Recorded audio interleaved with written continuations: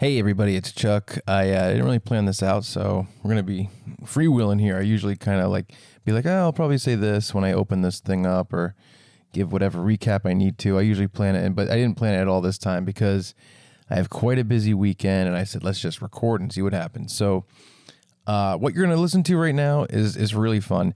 It's a repost of the Chuck and Brad podcast, episode 328, the old podcast I had with Brad, and this episode was the story of Ray Harrington, featuring, of course, Ray Harrington. And I believe this is the first time that Brad, Ray, and myself all podcasted together, which is really, really fun. I have some podcasts from the past that I think we should repost on the feed at some point. And the fact that we're about to do the 100th episode of Funbearable live, which we'll talk about in a second, the fact that we're about to do the 100th episode of Funbearable, I was like, man, let's break out this first time we ever podcasted together as a trio. And man, this was, 7 years ago. It's funny because I remember that at the time, Brad and I did a tag team comedy show live at the Comedy Connection in East Providence, Rhode Island. And they asked us to headline it because we often did live comedy together on stage, and the rest of the show it was kind of a novelty where they paired up two stand-ups, and Ray was with Brian Bowden, our good buddy, and so what happened was we met Ray I think we met Ray that night, or I don't know if I met him before that and we became closer that night. I'm not sure, but that night is when I really talked to Ray more, both of us actually. And I think Ray and I were starting to talk about maybe me working on his pilot idea for Undependent. And we were doing the Chuck and Brad podcast. So we said, oh, come on, we like to have comics on. We have them tell their whole story and stuff like that. And so this is right from that beginning time when we first started working together. So, yeah, I thought this would be an appropriate time to repost it, seeing as the 100th episode of Funbearable is coming up. And we thought, today would be a good day to do it. We're kind of, honestly, man, I'm in an onslaught of promotion for the 100th episode. I hope it works. I hope people come out. As of right now, I know my episode of Behind the Funny has come out, that podcast. My episode of Disturbing the Priest has come out. And also my episode on Two Men, No Hope has come out. Oh, and the South Shore Boys episode has come out. But I'm doing a ton of podcasts to promote for the 100th episode. I hope people enjoy them. I'm going to link them all at funbearablepod.com so that it, right under the top banner where it says Funbearable number 100 live in Rhode Island, I'm going to have a little a link for each one that says 100th ep promo, and it'll have me on this, me and Brad on this, whatever. But yeah, so working really hard, hoping to get people out, have a lot of fun ideas for the live show. And also, if you're listening to this and somehow you don't know what it is, on Sunday, July 21st, 2024, myself, Mr. Ray Harrington, Mr. Brad Rohr will be doing our Funbearable number 100 live at the Comedy Connection in East Providence, Rhode Island. It's going to be a great time. Obviously, we try to push the boundaries with our live podcasts. We incorporate video stuff, improv stuff, sketch stuff, sometimes prank stuff. You never know when you walk through the door, but it's going to be a great time. I don't think it's announced yet, but Katie Arroyo will be opening the show. She's awesome. Her episode of Funbearable was great. And then the sponsors of the show are our buddies in RI Food Fights, amazing food-based organization in Rhode Island. So great. Check them out at RI Food Fights. And then Tracy's Cream and Sugar, a coffee shop on Main Street in Warren, Rhode Island. So if you're in Rhode Island and the New England area, check out Tracy's Cream and Sugar. They're awesome. It's my coffee shop of choice in my hometown of Warren. Really appreciate them as sponsors. But grab tickets for Funbearable number 100 at funbearablepod.com. We got ticket links right at the top of the page. It's going to be a lot of fun. And man, check out this bonus episode. 7 years ago, we were young bucks, well, maybe like halfway, 1/3 of the way maybe. But we were younger for sure. And man, this I booked so much shit to promote this show. And Ray went away for 3 weeks to Alaska, back and forth on cruises. So man, oh man, are we in a cram time. but I think it's all right. I think that's good. I think it's a good thing. I feel energized. I feel psyched. We're doing a lot of fun stuff, and man, have we got a lot of fun stuff planned. We maybe stretched ourselves too thin, but that's okay. That's what life's about, stretching yourself too thin, I think. But yeah, so check out this bonus episode of Funbearable. It was a long time ago, but check out number 328 of the Chuck and Brad podcast featuring Ray Harrington. This is the story of Ray Harrington.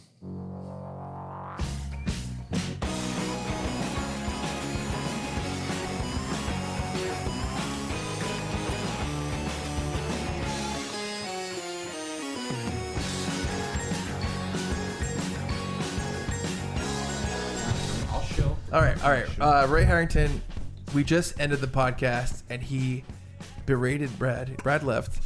He said, "You didn't fucking plug my album in the first 30 minutes. It's in my contract." And I said, "Ray, we didn't sign any contracts, Ray. We didn't sign any. I did get the contract. I just didn't sign it. So we have to plug."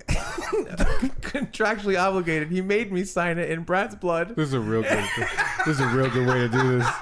Ray Harrington, overwhelmed. Immediately people are like, I don't know this guy at all yet. I like the cut of his jib. September 8th, his new album is coming out. He said that if it doesn't reach number one, he might leave his family. All right. And I want them to have a father. Let me do this. Let me do this sincerely. All right. Yeah. Hello, listener. My name is Ray Harrington. I am a stand-up comedian. Do you want my family to be fatherless? I have an album coming out from Stand Up Records. It's available on iTunes, Amazon, everywhere. Fine comedy albums are sold. Yep. Please go to iTunes and download it September 8th. It's called Overwhelmed, Ray Harrington. Yes. I would appreciate it. You'll understand why this is happening later on, and then you'll be like, you know what? That guy's all right. I get where he's coming from. Yes, and for the sake of his family, help us get to number one, please, desperately. My leg. With every desperate being of my soul. Thank you.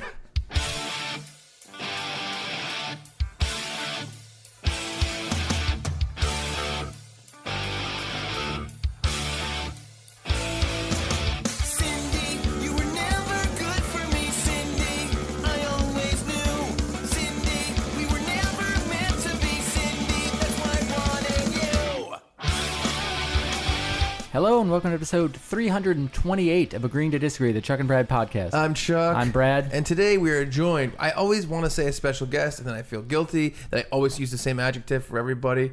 Today we have a soothing, calming guest. That's how I think about you. You know that? Do you think that's? I think that's positive, right? I guess. Don't you think? It's all my ASMR work. Yeah, I think that's good. I think you have a very calming personality. I'll tell you any deep, dark secret you wanted to know, I would tell you at the drop of a hat. Yep. How did I cultivate that? Because like the way I think about you is you'd be like, "Hey, how you doing? So, are you doing okay?" Like that's the second sentence that from meeting me. That's what your voice sounds like you would say, and I'd spill my guts. That's fair. I think that's good. I think you have a nice voice. I think someday you might end up doing audiobooks. Just like not like you wrote a book. Like someone's like, I wrote a book. I need Ray Harrington to That's be my our guest, audiobook. Ray Harrington. I need him to be my reader. That's fair. I would do that, but I would have very specific requirements to do that. Sure. I mean, I'm not going to say that you're up there with Morgan Freeman, but you're on your way. If he's a 10, you're like a 6.5 to me. I like this conversation. What? Oh, I like the idea that somebody would stumble into this not understanding what we're rating. And you're like, oh, Morgan Freeman, he's a 10. You're like a 6 now. Just that's how you are at being an old black guy. You're 6.5. Well, you got to give me time. I have to. Yeah, it's only because the old. I have to age. Old yet. Yeah. That's the only. That's all you're lacking. Yeah. Oh man. So I'm trying. We're here to do an interview with Ray Harrington, and this interview has been not really a long time coming, a couple months coming. We talked about it at the tag team comedy show that we did at Comedy Connection. Right. That was the first time we met you. We talked about M. Night Shyamalan in the back of in the vault / green room. Yes. By the way, I'm like, we have to close that vault with someone in there. But like, wouldn't that be bad? I can say that I've worked there for, I don't know how many years now, and I've never seen it closed. I've never even seen it move. The Comedy Connection in East Providence, Rhode Island, used to be a bank. Yep. And the green room is a vault. There's actually a huge bank vault door, like in movie Heat, you know? and I always want to close it, but I'm like, oh, it's gonna be airtight, and we're not gonna be able to open it. I'm gonna murder people. Yeah. I don't think you can close it. I think it might be Now welded this is open. a challenge. Now, Yeah. wow. Ray Harrington has thrown down the gauntlet. You know what? Daring Chuck to murder You someone. have to get in it. You have to get in it, and I have to try. And even if I start getting it, you can't leave. It's like the Geraldo Rivera when he opened Al Capone's vault, or was it Hoffa's vault? I think it was Al Capone. Yeah. Only this way, it's the opposite. Yes. It's just a whole long lead up live to you guys trying to close the vault, and then nothing happens. It's kind of exactly the same and the exact opposite. Yeah, they're draping a tarp over it. They're draping a tarp over the vault. Yeah. I do believe that though. You have a soothing voice. Do you feel that way? You ever think about that? Yeah. I mean, when I was younger, I went to college for. When I was younger, what? I mean, It's because you have a young girlfriend, and it made me feel old. it's accurate. You were younger. Yes, a few years ago. Yes. Months ago. Yes. I went into college. Months ago is also technically true. He just It was 130 months ago. It was a lot of months. It was still months ago. Ray just met my girlfriend Gina, who is 24, born in 1993, and that shocked you to your core. Oh, to my core. Yeah. 93 is not that bad. She's 8.5 years younger than me. Yeah, but that's for you. That's fine. You've come to terms with that. I know. Look, I'm 34, but I have a 3-year-old. Yeah. And I've started joking know. about it on stage. Like, I was 31 when he was born, but now he's 3, so I don't feel 34. Yeah, I right. feel like 52. Yeah, You know what I mean? I that's the thing. feel older. I It's think like dog years. I also think Yeah, that there's something about the decade. Like if you meet someone and they're like 9 years younger than you, and you meet someone who's like 10.5 years younger than you, Right. that's a huge difference. Even though really it's in terms of how much difference there is between those two people, it's Sure. minuscule. You know what I mean?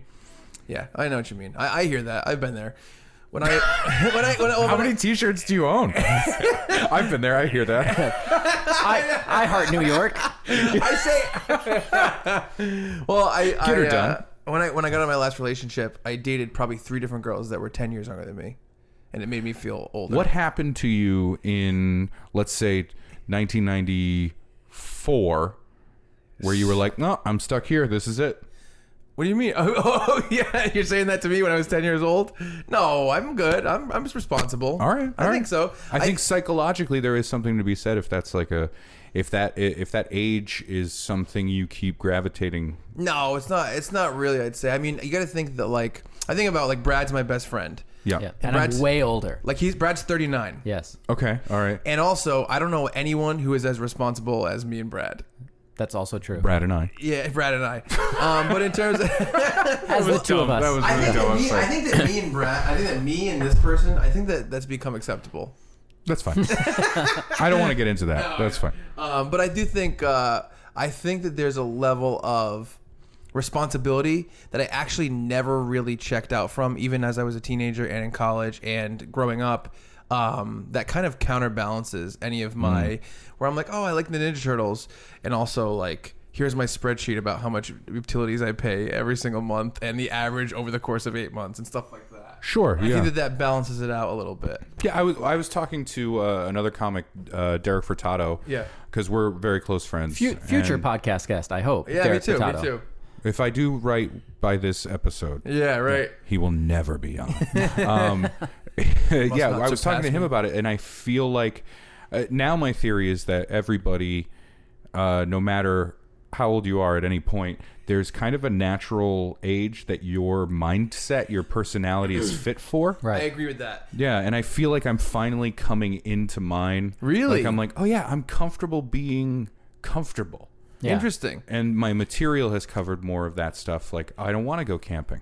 That's not for me. You know, like in early 20s, yeah, I was out there camping. I was doing that stuff. Oh, so to you, there's a little bit more of just not only just age stuff, but just like personal stuff. Yeah, just who you are, your personality, the things about you, the things you like. Yeah. There is an age that is suited best to that. Right. And if it's up to you though, once you get it far enough past that age, to allow yourself to adapt a little bit, right? I Because think- you don't want to be the guy that's like 55 and like wearing Heelys. Yeah, I think my age is. I'd love to be. I mean, I don't have any heels. I think my age is like between 85 and 88. That's what I would guess. Like, I'd love to go to bed early. See, to me, I feel like I'd love to live in a nursing home.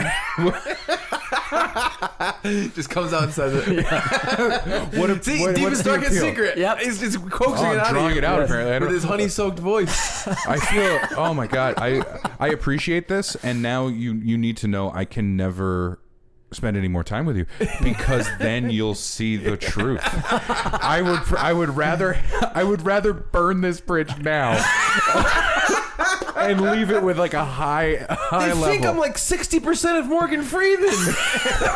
That's what's going on in your head. Yeah, I gotta. You want to leave strong, right? You want to go out on a big pop. So that would be it for me. If everybody in the world had the same feeling that you do, I think I would just jump off of a bridge. Go, this is it. I can't do any better. I won. That's it. Yeah. My obituary is going to be fantastic.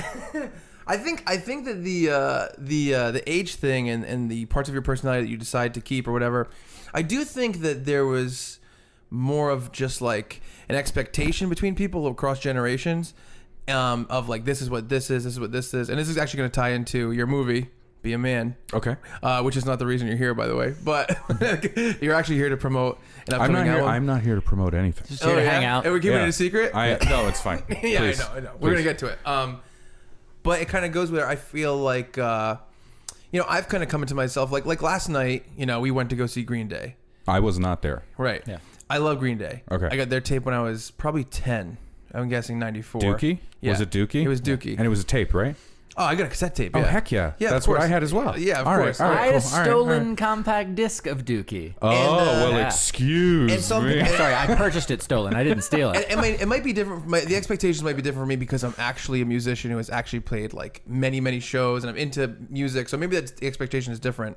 But you'd think that like if I got into this band that long ago, that I would no longer be excited for that same band. You know what I mean? Yes and no, because now you're drawing on the nostalgia factor, just like the feeling of like this deep connection to when you were a kid. See, it's interesting because I think about that, but the way that I watch Green Day now has way more to do with being a musician on stage and thinking about it from that point of view. I didn't go see Green Day when I was 10 years old. Well, that's fair. I mean, I think with music, it's music is a different one. Yeah. And it's also like the weird, like the more time period oriented the music is, I think it's a little bit different. Like disco and like rap metal is a little bit different than something like Green Day. You just named my top two. Well, it's like Green Day eventually came out with "Time of Your Life," which was like a national. Since it was, they played it during the last season of Seinfeld for that final clip show. So Green Day is kind of a bigger band. That was maybe. a graduation song. Yeah, I feel like every year there has to be a graduation song. Right. That was my 8th grade graduation song. So maybe they're a hard band because I was in college. I mean, Green Day reached a new peak of popularity with American Idiot too. So maybe that is a weird band to draw on. If I drew on a band that was a little bit more time period specific, that maybe it would have been a better example. But anyway, what I was kind of getting at is like I think the things that person A or majority A, whatever, thinks is like youth oriented or like, you shouldn't be doing this because of this. Like, I have a Back to the Future 2 poster in my bathroom. As you should. You're right, yeah. That kind of stuff that some people would be like, oh, this is because you're young-minded or, whatever. I think that now it's more okay to just keep that as parts of your personality. Like my buddy, my old friend, Maxud, was like, he graduated college, and he's already kind of weird, but he graduated college, and he's like, the next year, he's like, I can't go back to my college and hang out with my friends for some weekend because... I'm not at college anymore, and that's sad. And first of all, I think that the next year is a weird time to declare that. But he goes, and then he went, and he hung out with him. He's like, yep. He's like, I drank too much, and I threw up on the roof. And I'm like, you see, hanging out with your friends is the okay part, and the drinking too much and throwing up on the roof is the part that you need to leave behind. So I feel like the irresponsibleness... Was he standing on the ground? I don't know. Then I would be very proud of that. Yeah, that's different. Yeah. But I think that the aspects of youth that are irresponsible are the ones that you should leave behind. And if there's something that you hold on to that's not irresponsible and doesn't have any negative effects, I think it's the expectations to move past it are odd. Well, I think also we're in a time where when you look at a lot of the things that define your age group, your bracket, the things that were important to you when you were younger. We now have, just by technology, we have the ability to keep those things and still be interested. That's kind of one of the things I think about too, is that the accessibility is just worlds apart. Yeah. It's very different. Yeah. And so I think that it's I think I honestly really like the aspects of my personality that keep me younger. I really, really like them. Here's a question for you. Yeah. Do you think culturally our generation, right? We're including the group in this amalgam. Yeah. Do you think we would still have this sense of holding on to things? Back to the Future poster. We were just talking about DuckTales before this, right? Ninja Turtles. Yeah. Mighty Ducks was on Netflix. And I was like, well, I'm going to show my three-year-old this, even though he doesn't get it. Yeah.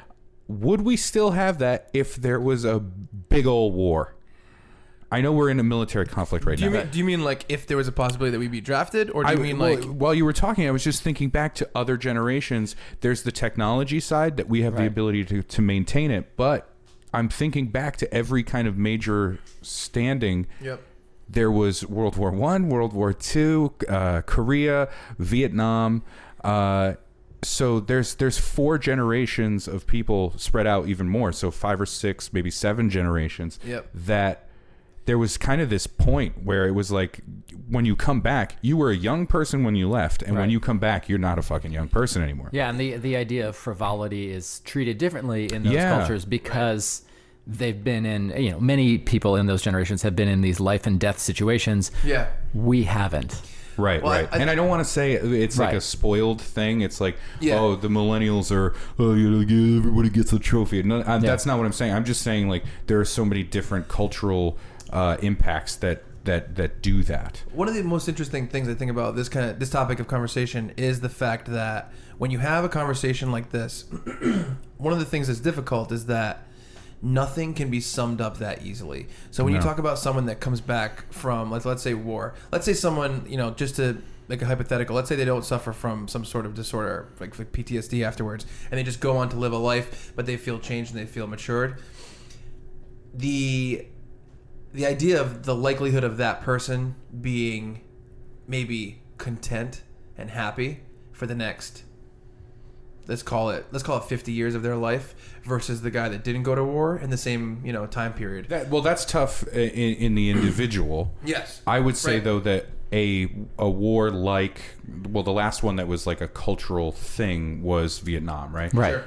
What I meant by that is those are wars that become part of the larger culture. Sure. The entire society is dealing with it. Right. So the culture changes, meaning all of the pop cultural stuff that you consume is now addressing it, dealing with it, going through it. So you don't even have a choice in what you're consuming. Right. So all of those different wars that I brought up, this is a weird conversation. No, this is fine. I like it. Those become kind of a moment where the chalkboard now gets erased. Right. Sure. Like now it gets erased and we redo it.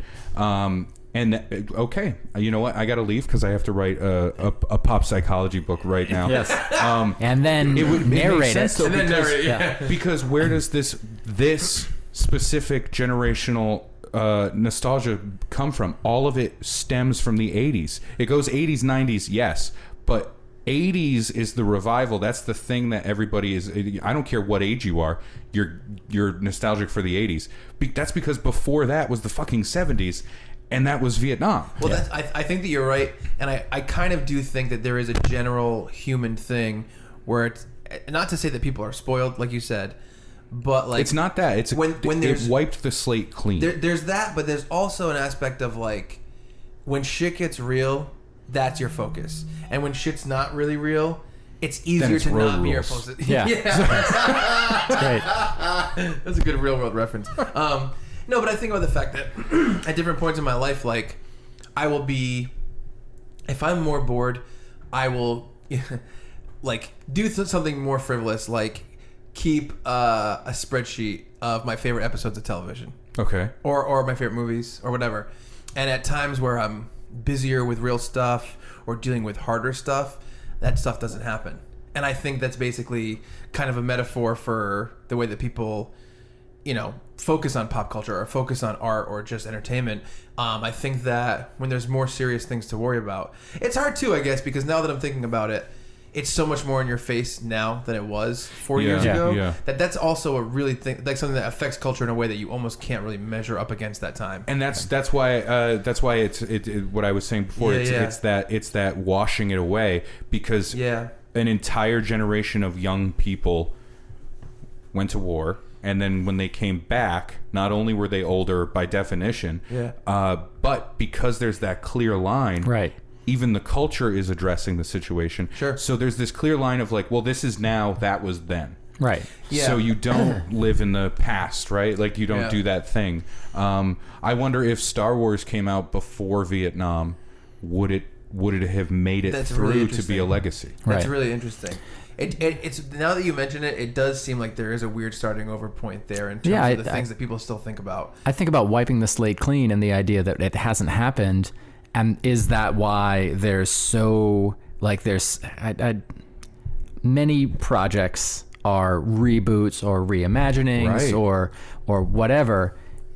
Had there been a slate clearing moment, would there be room for new and I'll say, with the proliferation of outlets for new art, it's certainly available. It's just you have to search for it. But it's like, all right, another season of Voltron on Netflix. I have a very specific feeling about this, and actually I don't know if I've even talked about this in the podcast, but I'll bring it up. By the way, just so we can start properly. Ray Harrington is here. We're gonna do an interview with him. we did say in the beginning. Okay, we did say it. Less than a minute in, we did say Ray I want Harrington. my audiobook read by Ray Harrington. So we did kind of announce it. We're gonna do an interview, and we're kind of just getting into whatever right now. That's fine. No, that's fine. Here's my thought process. My thought process is this: is that at some point in time, it became easier for big companies, whether it was record companies or production companies for movies or television, to make things that cost a lot of money and they were kind of successful, they weren't, and that was it. And for a certain amount of time, the companies took big risks and small risks, and they hoped that they worked out. Where Cheers would work out, and Star Wars would work out, and this wouldn't work out, and Ninja Turtles would work out as a TV show, and Aerosmith would work out, whatever. And that happened for a long time. And these companies had the freedom to say, we're going to try this. This seems cool. We're going to try this. We're going to try this. And what happened was, as the internet opened up and media became more prevalent, everything became more of a contest, and everything, like you have your choice right now of watching the new Avengers movie, the newest, whatever, let's call it Guardians of the Galaxy 2, or listening to a free podcast. And some people would rather listen to the podcast, and movie companies know that. So what happens is, instead of saying we're going to take these risks this year, these 10 risks that average out to this much money, they say, we're not going to take any risks. We're going to do 4 things that we know will make money. How do we know what makes money? What has been successful in the past? And I think that is like 100% the reason that we get so many reboots and stuff like that, because it's stuff that is proven to be successful. Right. Especially when you take something like 21 Jump Street, which I really love the 21 Jump Street comedy, the new movie. Oh, yeah. Right? But it's not 21 Jump Street at all. Right. Only in name, because it will bring some people in there like 21 Jump Street. It really is like the premise is loosely similar and the tone is wildly different. Yeah, absolutely. You know what I mean? Yeah. And so I think that it has way more to do with the fact that, I always say, like, if Quentin Tarantino was like, hey, I have an idea, it's called Reservoir Dogs, who's going to let me make it? Everyone would be like, fuck you. I'm not making Reservoir Dogs right now.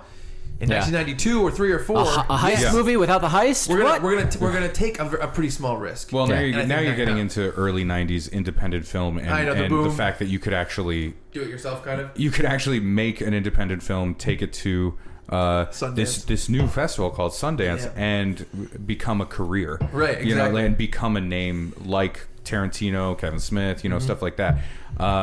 It just doesn't exist anymore. But I think that it is like when they're like, Disney's like, we want to have a new show that's animated. It's like, well, we could go with a new show called The Stinkles, or we can go with DuckTales 2017. Sure. They're picking DuckTales 2017. And you know what? If they had just listened to our pitch for The Stinkles.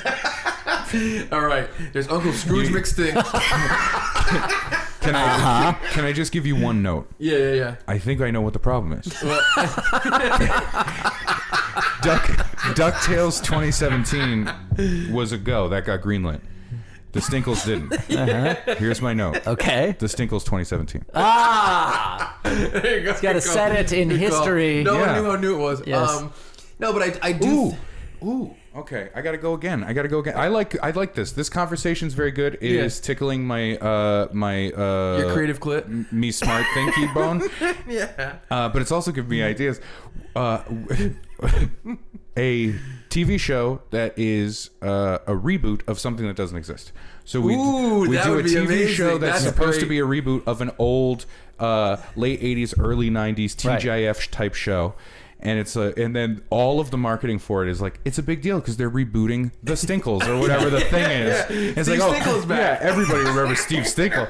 And then the whole show, you can just do these insane callbacks to stuff that doesn't exist. And you know what? You could even have like interviews with fake fans that are like, I got my Steve Stinkle tattoo when I was 18 years old. And it's all faded and shitty. Yeah. Just have like a haggard guy show up at the door. And everybody's like, oh, it's our nephew. You know, like it was supposed to be the little kid. You know what they do at the end of the first episode? There's a knock at the door. I'm erasing it. Knock at the door. The door opens and it's like a haggard old man, and the crowd goes woo and claps for like 10 minutes. And it says to be continued. So who was that? Who was it? Oh, we could get like a real burnt out like heroin chic girl. That's written into the script that we can only find the person to play this in the 12 minutes before we shoot it. Right. And she is playing the youngest daughter of the family, where it's like, oh, clearly she would have been the child actress that got completely destroyed. Yes. And she's just in the show doing the lines as if this was a normal, wholesome girl, but she is just sallow, huge bags under her eyes, and she's just okay. Well, Uncle Stinkle, if you want to fuck with me, and they're all looking at each other like, what? This sounds fantastic. I love it. It would at least get one season on Adult Swim. Same thing, you know, she says, you know, her catchphrase. I don't know what it is. She says her catchphrase. You gotta be fucking me. And the crowd's like, and then you're like, wait a minute. In the original, you gotta be kidding me. I think it was you gotta be kidding me. They made it really edgy. It's not even fucking with me. It's fucking me. But I do think that's really true, is the fact that it's just less of a risk. Yeah. However, you know, and to bright side it, because it's a very dismal way to look at art. I do think that you can take something like 21 Jump Street, which is going to be a fairly big budget comedy that, you know, Paramount, I think, made it. Is going to make, and they can put a great team behind it and make a great movie out of it. Yeah, sure, yes. You know, but that's a diamond in the rough, and you only need to walk past the Baywatch trailer to understand that. See, I think that reboots get a bad name, but in actuality, like, you know, there's this big thing about like the top 25 movies of all time. How many of them are either sequels, or reboots, or reimaginings, or you know, based on a different property that was already popular, like Harry Potter. If you take that whole group of things, a lot of this stuff is actually really good. I mean, in terms of, I think the Marvel movies are really good. I think that the Harry Potter movies are really good. Yeah. A lot of stuff is good. There is Baywatch, and like Transformers, as we talked about on the phone. Yeah.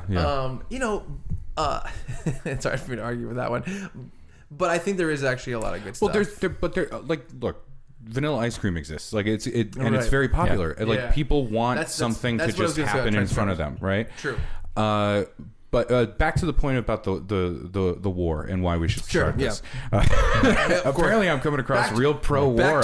Back to war. The other side of it is the fact that when they do come back, when we're looking at post World War II, post Korea, you gotta be fucking me. Woo! She said it, sort of. She half said it. What does it mean? This is gonna blow up on Tumblr. When they come back, you have classic. I'm talking about the classic return from the war. You know, World War II, Korea, and Vietnam. Yeah. Mad Men style. They come back. The economy is fucking booming. Everybody goes back into the workforce that is exploding. People want entertainment. They're looking for it because everyone's they're got a big building their life. Everything's happening, and then you get these young people coming back with new experiences, and Hollywood and television studios are starving to tell that story. So new creators get a chance in that moment. I guess what I'm saying is we got to do another I know, I was gonna big say war. that. yeah. You Well, know? you can't, you want to promote your album, Go Trump Go.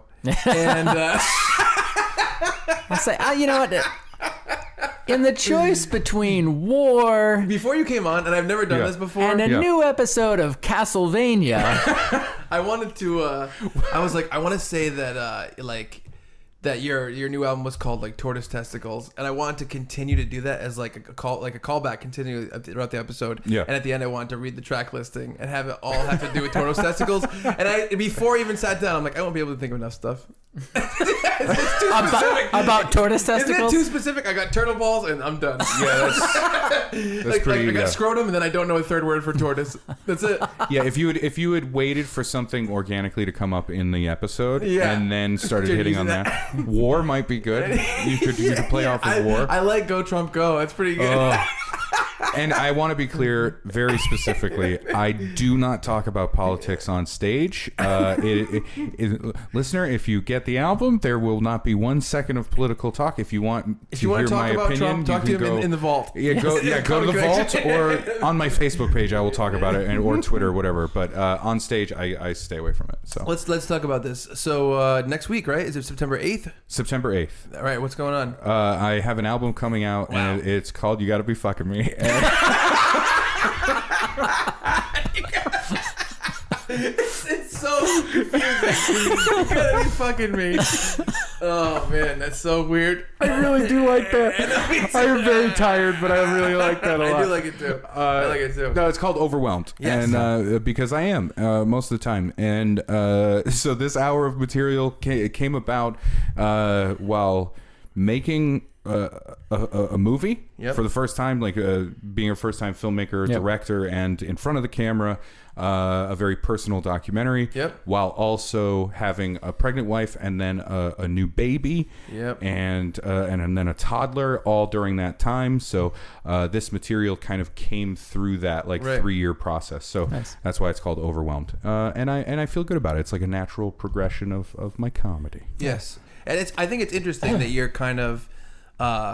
Stand-up comedy is your main thing, and that you decided to direct a documentary in the middle of that. That's not about stand-up at all. No. There's a little bit in it, but it's not about stand-up. And we talked extensively throughout the making of that movie how we didn't want it to become just a vehicle to stick stand-up clips in. Yeah. We didn't want it to be another documentary, because I've seen too many of those documentaries where it's, hey, I'm a stand-up comedian by day, but I want to find out what it's about to go and do the thing. And then here's 45 minutes of stand-up. And it's like, well, just do a special. Yeah, right. So we made the movie. We put in a couple of pieces just so the viewer could understand, that's who I am. That's what I do. And that's why my friends are comedians. You only had stuff that really pertained to what you guys were talking about. Yeah, we didn't want anything else. And we shot a whole hour-and-a-half show. Sure, yeah. Stand-up show, but we didn't put the material in there because it was like, well, that's not what this is. It feels disingenuous. Sure, right. So I think the reason I made the movie was because I was panicking about becoming a father, right? Because I didn't have a dad growing up. I didn't know what that meant.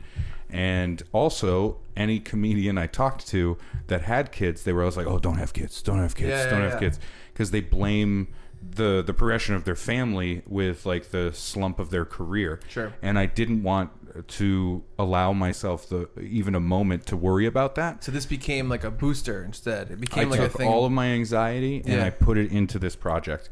And then I realized it was like a hazing thing where I was able to like if I had pledged a fraternity or something, where going through this process, my wife, her water broke.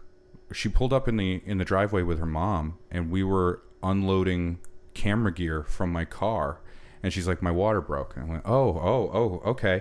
And we had another thing planned to shoot the next day, but those guys were there, Derek Furtado and then our DP, Joe Giordano.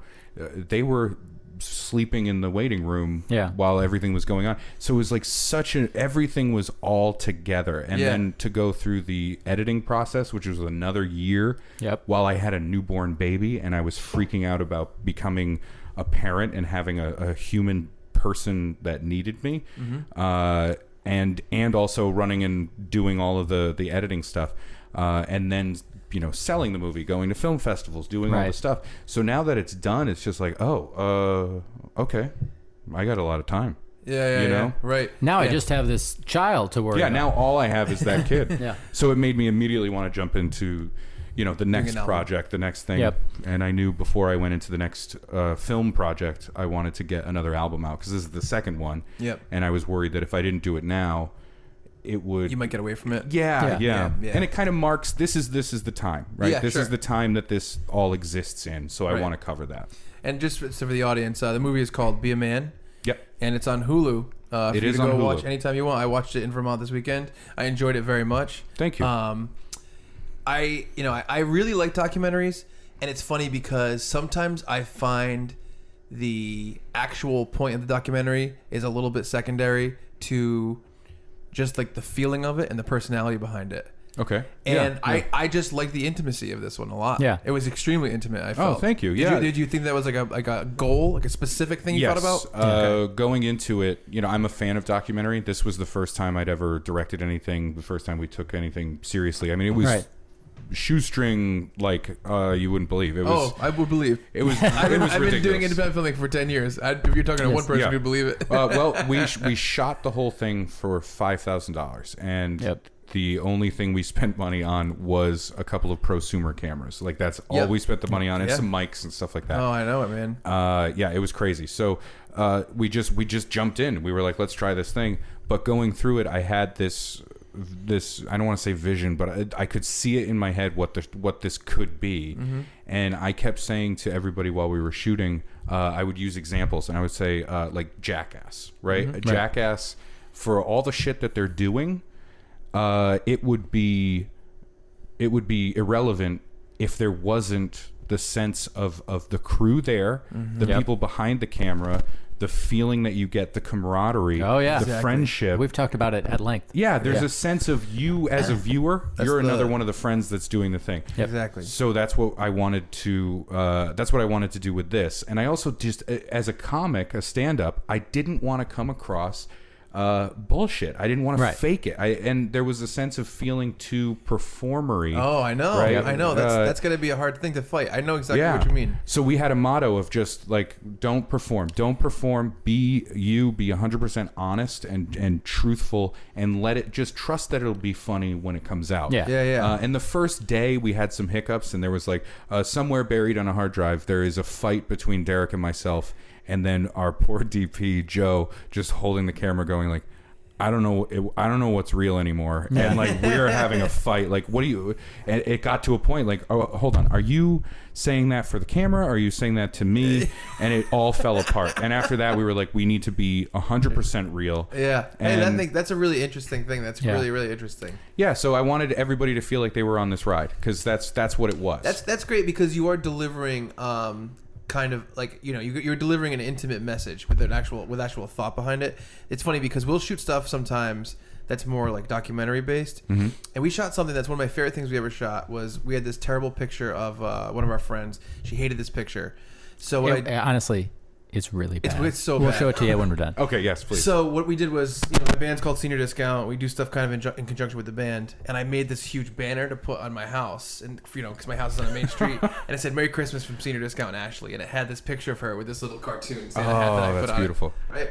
And so what we did was we filmed us kind of revealing the banner in my backyard, building the frame together. It was my band and Brad. Yep. So it's me, my cousin Christian, and the other guys in the band, and building it and kind of putting it on the front of the house, going to meet up with her, and then driving her up and her seeing it. And honestly, it was almost the opposite. Where I'm like, all right, like everyone like turn it on, everyone if you think that something is like too stupid to do, do it. Yep. And so it's like, Max Suit, our old guitarist, like goes into the trailer that we had. And like my drummer is like, hey, and he like starts tipping over the trailer as just because we're filming. Yep. Yeah, and it's like, and so I go and help him tip over the trailer, and like it's funny because it's almost the exact opposite thing, but it's because it was for like a stunt. Well, it's comedy. Yeah. And so when you do something so intimate, but your instincts are to be very funny and to like make jokes and kind of the point is to be funny. you normally when you're in front of people or in front of a camera, the idea of being like, all right, we have to make sure we turn that off to make this intimate and real. Well, it's so great. It's such an interesting thing to think about. I think it came from it was the stand-up comedy part of it. I was so terrified of a single person watching it and coming away from it feeling like we made the movie to further stand-up careers, or they said it's about this, but really it's this, because I've seen too many of those, and it drives me crazy. It pisses me off when I see that. And there was a real struggle of understanding like how much is too much. How much of this do we want to, like, everybody kept saying, you have to interview your dad. You have to interview your dad. You have to interview your dad. And I kept telling everybody, it's going to suck. It's not going to work. It's not going to work. That's just a bullshit climax that everybody wants to see. Like, it's this build up to that moment. And that's not the point of the movie. No, it's not. And I said no. I can't tell you how much I loved that was brought up. And you said no. And it didn't come up because it surprised me. In a positive way. It's one thing that, it's very difficult to balance this. I think you balanced it really well. Is that whenever you watch anything that's produced, whether it could be a documentary, it could be a big budget movie, low budget movie, there's kind of this feeling in movies that whenever anything is introduced, you live in the safety of that's going to come back and mean something later. Chekhov's gun. So. I'm always kind of like, I have openly talked about before about how I'm like, I kind of wish that things weren't always like that. And I think if you introduce too much stuff, it'd be weird, and there has to be a balance. And that was awesome, I thought, because it's something that didn't get turned around, or I loved it. I thought it was great. We kept it in because it was real. Yeah, it was real, and Derek kind of it just kind of ambushed me with the question. We talked about it, and we let it roll. I knew the camera was running, and it was just like, okay, let's have this conversation. Sure. And we put it where we put it for a reason. But everybody had been saying that, like, oh, you got to interview him, and I knew it would be disingenuous to do it because of that sensibility. So I did. This was forever after that. While it was in the edit, my son was born. My dad reached out to me. He wanted to see my son. And I had to think about it and decide if I was going to do that. And I came away with, I would regret later not. So I'm like, okay, for the sake of present me, I will do a favor to future me, and I'll go ahead and do this. Man, that's so interesting. Keep going. Sorry. It was very uncomfortable. It was. I was just sitting in the living room, kind of like shaking my leg, like, okay, here we go. This is it. And I said to him, if you want to do this, you got to talk to me on camera. And so I recorded him outside later on that day.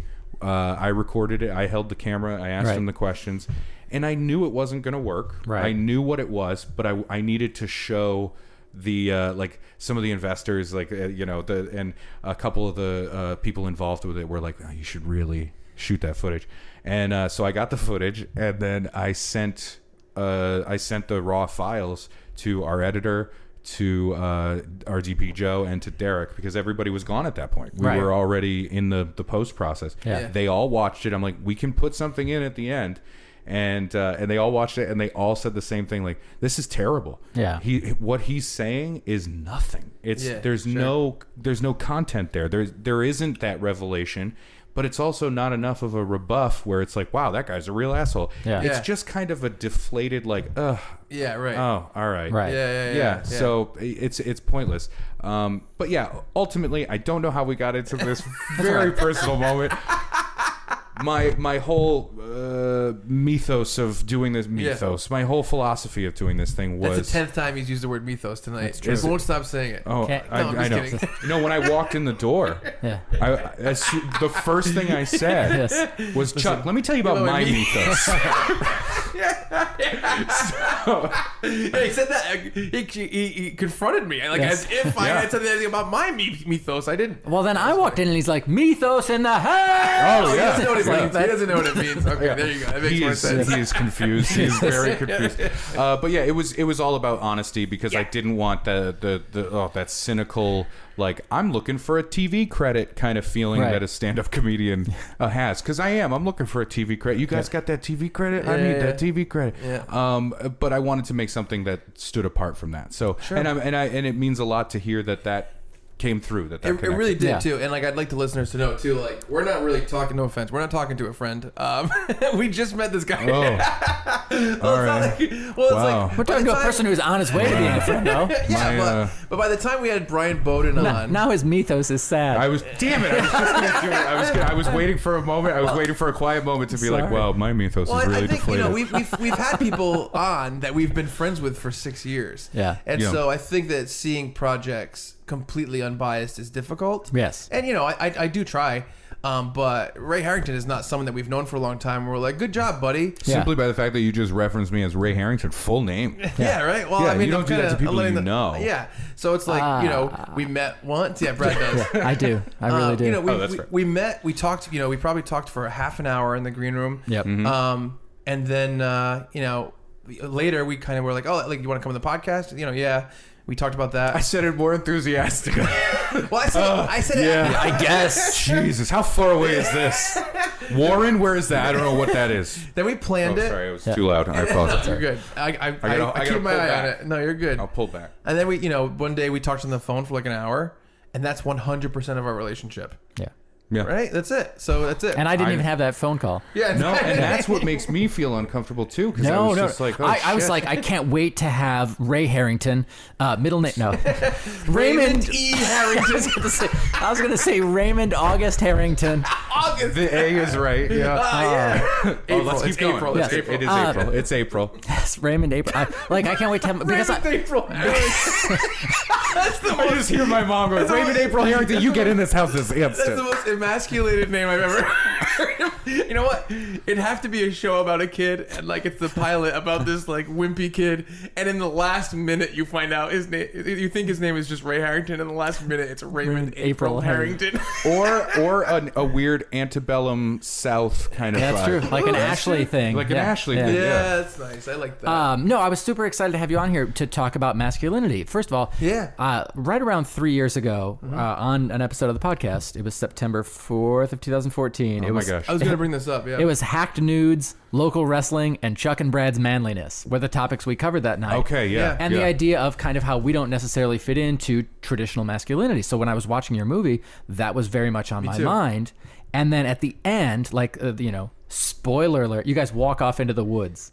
Or sort of. Like, right. and you're like, oh, these brambles yeah. are crazy. It's during the whatever. credits. Yeah. It's Yeah, during the during credits. That was the blooper reel Yeah. during right, the credits. yeah. In like 2008, maybe 2009, I read a book called Wild at Heart by John Eldridge, and it was like, if you want to be a man, you have to test yourself against nature. And I'm like, I have to test myself against nature. Brad's super impressionable. Like I really- like as like a 10-year-old impressionable. Yes. Like, you don't talk to him any day after he goes on Huffington Post. Yeah. Oh no! Oh no! So I went camping with our buddy Wes, and in the middle of the night, I got up to pee, and I'm like, oh, I know I need to walk away from the campsite so that bears don't smell my pee, or something like that. Yeah, I don't know all the rules. I just know I'm not supposed to be. That's the rule that I have tattooed on my arm.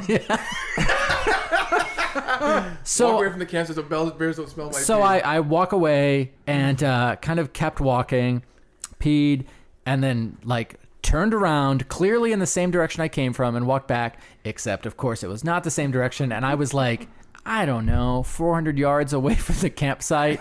And Wes came out and he had a little flashing light. And I'm like, oh, it's weird. That guy way over there has the same light as Wes. And he's like, Brad? I'm like, Wes? And I'm like, all right, so me testing myself against nature, I lost bad because I would be dead right now. No, that's just in the woods of Western Massachusetts. I understand where you're coming from. Yep. I will say, from whatever level of knowledge I have after making the movie, because really the proof of the movie is just like, well, you are who you are. Yeah.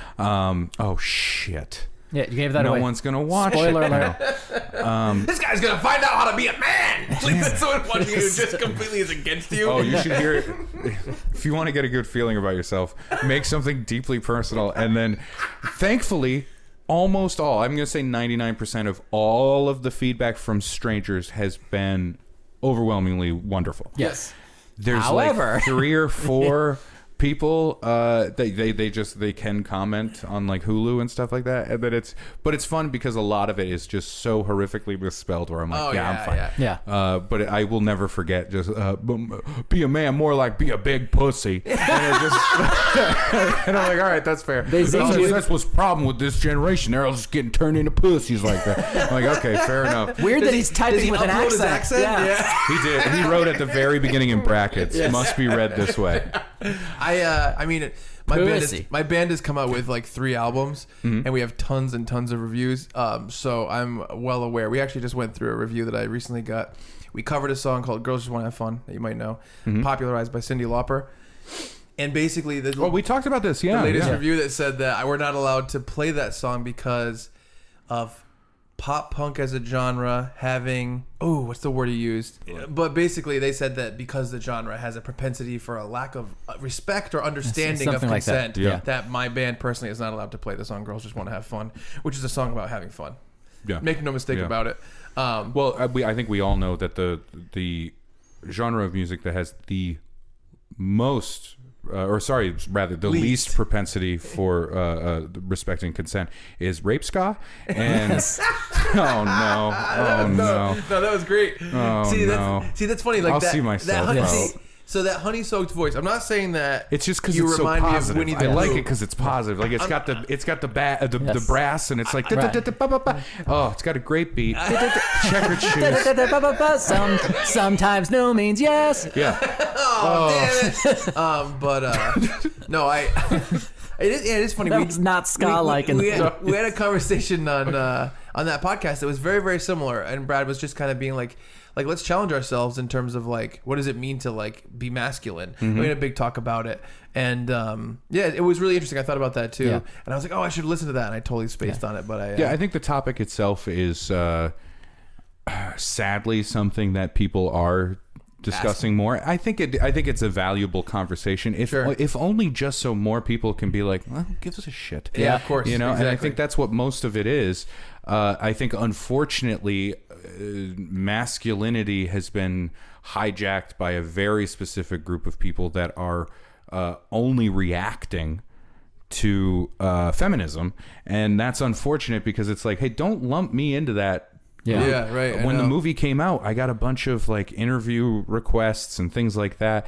Some praise from people that were like men's rights people, and at first I was like, oh, thank you so much, and then I learned what men's rights was, and I went, it doesn't mean those two words together. Oh no, I don't want this. I don't want this at all. It's kind of silly. We already have rights, but what are you guys thinking about? yeah. So, but then I had to like publicly be like, hey, fuck you. Yeah. With the Woods though, with confronting nature, it's funny because that was one of the things that was on the list of things to potentially do. Right. That and Home Improvement were the two that didn't make the cut. Right. Home Improvement mainly because our idea for that was just I had an old shed in my backyard that we needed to tear down, and so we did that and we shot the whole thing. But we realized afterwards, it's like, what the fuck does that say? Like we can break things. Yeah, I'm pulling nails out and then I push a shed over. Yeah. Right? Like that doesn't say anything. But we are really proud of ourselves when we did it. Maybe it says more than you. Yeah, it's like, look at that. I pushed a goddamn shed over. What else you got? It certainly says something. I am not sure it says what you. Bring my wife out here. I'm going to punch her in her pregnant stomach. You know, just it was ridiculous. But then for the Woods, we were going to do a survivalist thing where I was going to stay out in the woods and try and make it myself. And as soon as we tried to break into that, what it became was, this is dumb.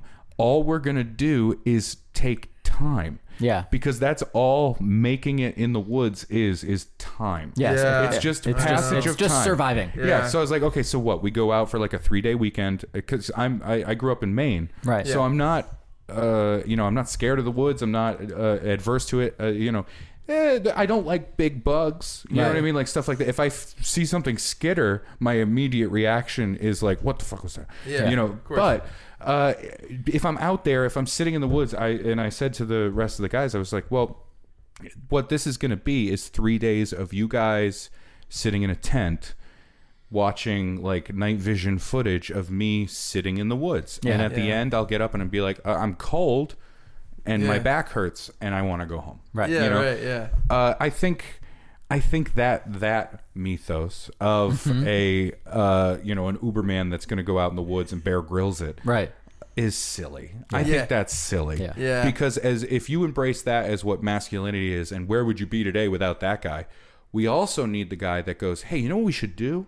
We should get the fuck out of the woods. Yeah. We should build like a house. Hey guys, check out this thing I invented. It's called air conditioning. Yeah. Like, let's build like walls and a roof. What do you guys? How you guys feeling about fire? You know what I mean? Yeah. Because if we went with like that Bear Grylls mentality, yeah, he can do that stuff. But it's kind of make a silly. car. Yeah. Right. Yeah. No, I hear you. So, What's yours? my masculinity thing? Yeah. I don't know if I mean, we talked about. Because we got Brad's, right? Yep. Is it? Yeah, that was something I challenged myself on at the time, and kind of became comfortable with the idea of like, if I go camping, I am not the alpha on that trip. Like, I'm happy to support if somebody who knows what they're doing says, "Hey, go out and gather twigs for a fire." Sure, happy to do it, but like, I don't know what to do with the twigs once that's I have okay. them. I think and I'm comfortable with that. Exactly, because I think you mentioned it, alpha, right? And I wish I had this thought process before the movie was done. The idea of an alpha male, first off, is bullshit. Secondly, there are alphas in any situation, but it changes. Yeah. So, right. Brad, your alpha moment is not in the woods. No, it is. But there's another moment unless it's a woods-based spelling bee, in which case I'm the alpha. in which case it's an actual bee. Yes. I'm the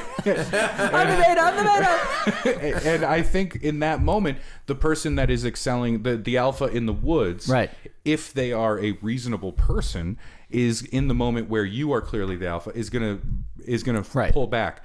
The guy that thinks he's the alpha in every situation because he's a pronoun alpha, that's just an asshole. Oh yes. Yeah.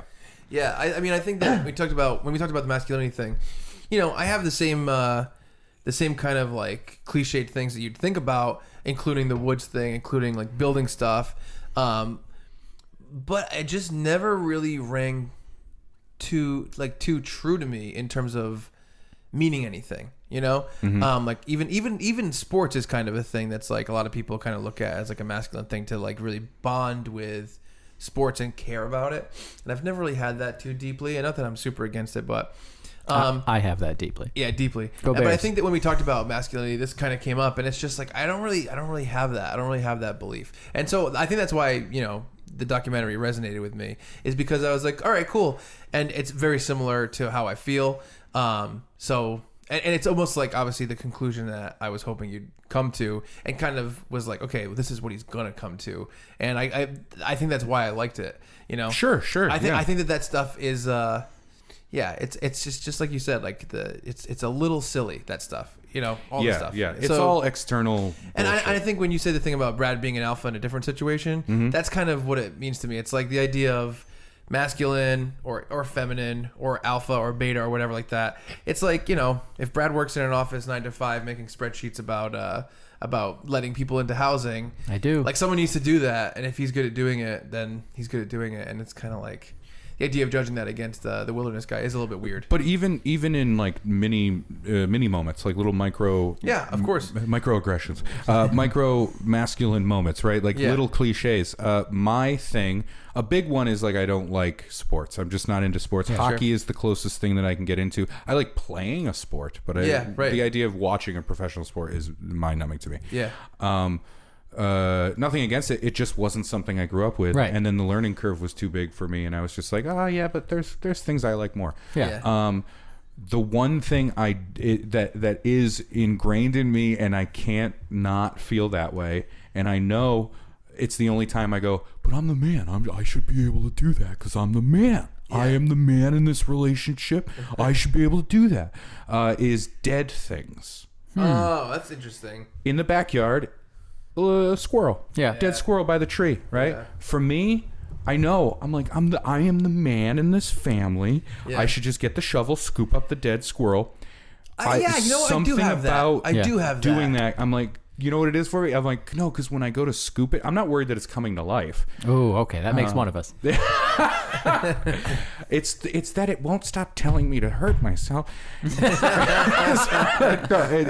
I know it's gonna move. You know what I mean? Like I'm gonna pick it up and it's just gonna have the dead body movement, and that's because I have an overwhelming sense of mortality at all times. Yeah. And I look at that squirrel and I go, when I pick you up, I'm confronting my own death. So I'll kill a spider all day long, and my wife Same spider. hates spiders. Same spider. I'll do it slow. I will do it slow. Yeah, I'll waterboard a spider. So I know I can kill a spider. Where's my tiny towel? Yes.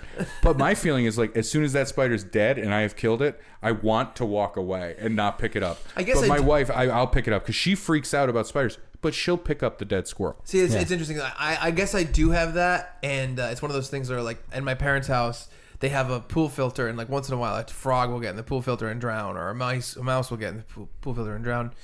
And it's funny because I just always was embarrassed that I didn't want to get the thing. Yeah. I didn't want to do it. Yeah. And I guess Yeah. that is why. And I just never really connected it in my head before. Yeah, That's really interesting. it's. I think it's a thing, and for me, I've. That's funny. I've made it okay with myself. I've convinced myself in the jury of my own mind, where I'm like, no, that's okay. That's a natural thing. We are human living creatures.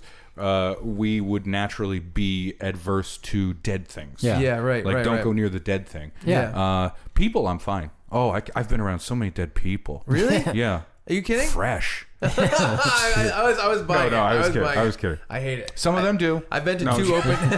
I've been to 2 open casket funerals. Nice. And for the first time, I thought that would be funny, and then there was no reaction. for the first time ever, Jordan said this. So I'm gonna say I've never told anyone this. I'm gonna say on the podcast. Jordan told me he felt the same way, so now I feel okay saying it. My roommate, my longtime friend, my grandmother had an open casket funeral 2 years ago. Mm-hmm. And you have to go up and you have to like kind of like pray on it or like kneel like right next to it. Yeah. Next to the body. And it was, and the reason I didn't want to go is because I thought she was going to pop out and scare me. Not joking. Not like I think about that. Right. But like, do you ever like think there's someone hiding behind a door and you're walking up to it and you have the feelings of tense like rising? Yep. That's how I felt. Interesting. And Jordan told me the other day that he felt that way at his grandmother's funeral, and now I feel comfortable saying that. I really did feel that way. I mean, I know it was irrational. Oh, yeah. And if someone's like, "Do you think that she will?" I would say no. Right. But man, I really felt like that. Be a great prank. It would be a good prank. It's funny because even my worry doesn't think that far ahead. Right. So in my head, it's not she's playing a prank. No, that's just a natural It's thing just in you. some things that Yeah. could happen. Yeah. That's why those fears, that's why those things in horror movies are all fairly similar. Yeah. Because they feed on the same exact, like instinctual feeling. like psychological tropes that we have. Yeah, right, You know, right, like right. the reason children in a horror movie are so terrifying is because they are just naturally, our instinct as animals is to protect Right. children. Yeah. They are therefore innocent. So when you see something that is animalistically telling you is innocent, is now operating on a creepy level, Yeah. Right. it fucks with your brain on multiple levels. That's really interesting. That's a really interesting way to think about it. Yeah, I'm working on a new script about a child serial killer. Nice. Not a serial killer that kills children. Right. But a child that kills adults. Adults, yeah. Full-grown adults. Right. Yeah, Has a little set of stilts. Yeah, I'm trying. My son is like halfway through the script. Yeah. Once he memorizes all of it, it's just very difficult. Get him off book. Just get him off book. Well, I think the problem is like it's not threatening. He's 3, right? Yeah. So it's not threatening when he says the word. Right. He can't even say murder in a threatening way. Oh, He says moro. It's adorable. It's adorable. He says moro. Oh, yeah. I'm gonna moro you, and then you're like, oh, Oh, come on. okay. all right, yeah. I'll let you. Scared. Yeah. That's the problem. But it would be creepy if you were in a house by yourself and you just start hearing a toddler singing Paw Patrol. Yeah. Like that's like, ooh, Yeah, something's it is. on here. I agree with you. Yeah. So we haven't. So anyway, Ray Harrington is a stand-up comedian. This is legitimately my favorite time being on a podcast. Don't tell Really? anybody else about that, and please don't tell Derek Furtado because we have a podcast. So Do you plug your own podcast on Go Trump Go or? No. No, we do It's a very GTG for insular short, thing. right? Is that what you guys are? Yeah. Because you're dealing with it so much. You It's just have to have it GTG. shortened. Yeah. And No, Derek and I have a very like insular thing where we talk and then it'll break into, we try and go into like a sketch kind of feeling. Okay, yeah. You know, I can tell. Derek has interviewed Charlton Heston a bunch of times on the show. Like Really? it's that kind of. I thought you meant really. He's dead. Yeah. No, what? Yeah, so it's that kind of. That's why I'm not there. I can't be around the body. I'm like, no way. No way. It's very after one-sided. After one of his insightful interviews, he's gonna pop out and scare me. I was gonna say we kind of have a methodology to the way that we do interviews, mythos? and we usually. Oh, well, it's a weethos because there's two of us. I like that. That's good. We usually start with it, but I think we're gonna go into it now. I think it's easier to go into Sure. now. This is our first thing we always ask. Baby Ray. When you're a baby. I'm not calling you Baby Ray now. Sweet Baby Ray. It's Sweet Baby Ray. I did the barbecue sauce. I should have said when you were a baby. Okay. You know, I really did think you were referring to it. Like, oh, we're at this point in the podcast. Yeah, we weren't friends 10 minutes ago, but now, Baby Ray. Baby Ray. What's up, Baby Ray? we got Baby Ray on the phone. How did I get this nickname? And who do I talk to change it? When you get a nickname with us, first of all, your nickname is probably Go Trump Go, just for the rest of our lives. Please don't ever do that. Please. I'm gonna make some fake album art for you tonight. I really do get nervous being a 6'7" overweight man, a white dude walking around. I get nervous that somebody would just assume that I'm a Trump supporter, and I want to wear a shirt that's just like I'm not that guy. Can you just wear a shirt that just says I'm not? Yeah, I'm not. Just with a not is in italics and there's an exclamation point. Yes, that's what I'm gonna do. I think you get the point across. When you were a baby, you know your focus is stand up. Not as a baby. Kind of an auteur Your as well. focus is learning how to stand up. When you were a toddler is really when the directing stuff came about. But we always talk about the relationship between art and artist. And a lot of times we interview musicians. And so a lot of times it's background music we talk to musicians about when they were really young, when their parents played in their house. But I want to kind of know what you think of as your introduction to any type of comedy that you felt strongly about. Ooh, that's tough. Yes. I will say, as far as like a sense of an awareness of comedy, And you were born in what, 1983? 1983, yeah. Okay. I had seen a lot of comedy, just taking it in as a kid, all the funny things, pop culturally. I remember watching stand up on Comedy Central, and not understanding like any of it, but thinking like, I like this. Right.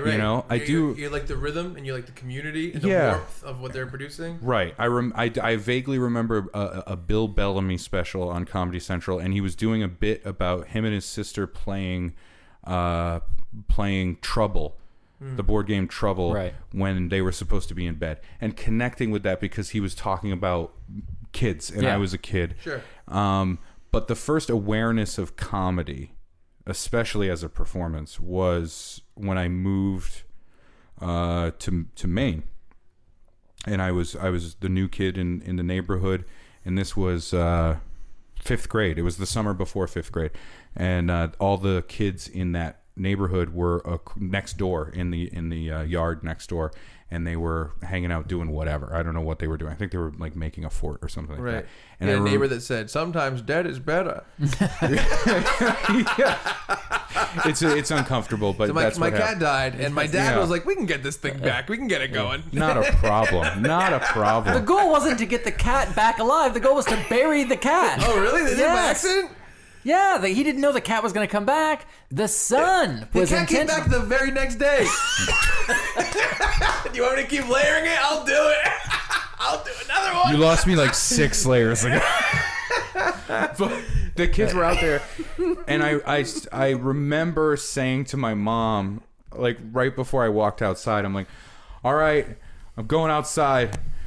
I'm gonna go make friends.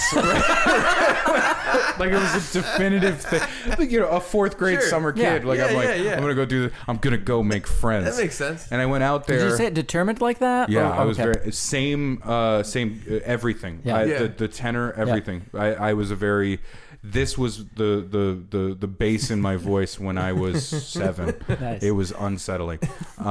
It was deeper then. I turned to my mom and I said, I'm going to go make friends. And I went outside and I remember something happening where it went from the awkward, like, hi, I'm Ray. I'm the kid next door. I just moved here. And, oh, yeah, that's cool. We're making a fort, blah, blah, blah. Yeah. Something happened and I made them laugh.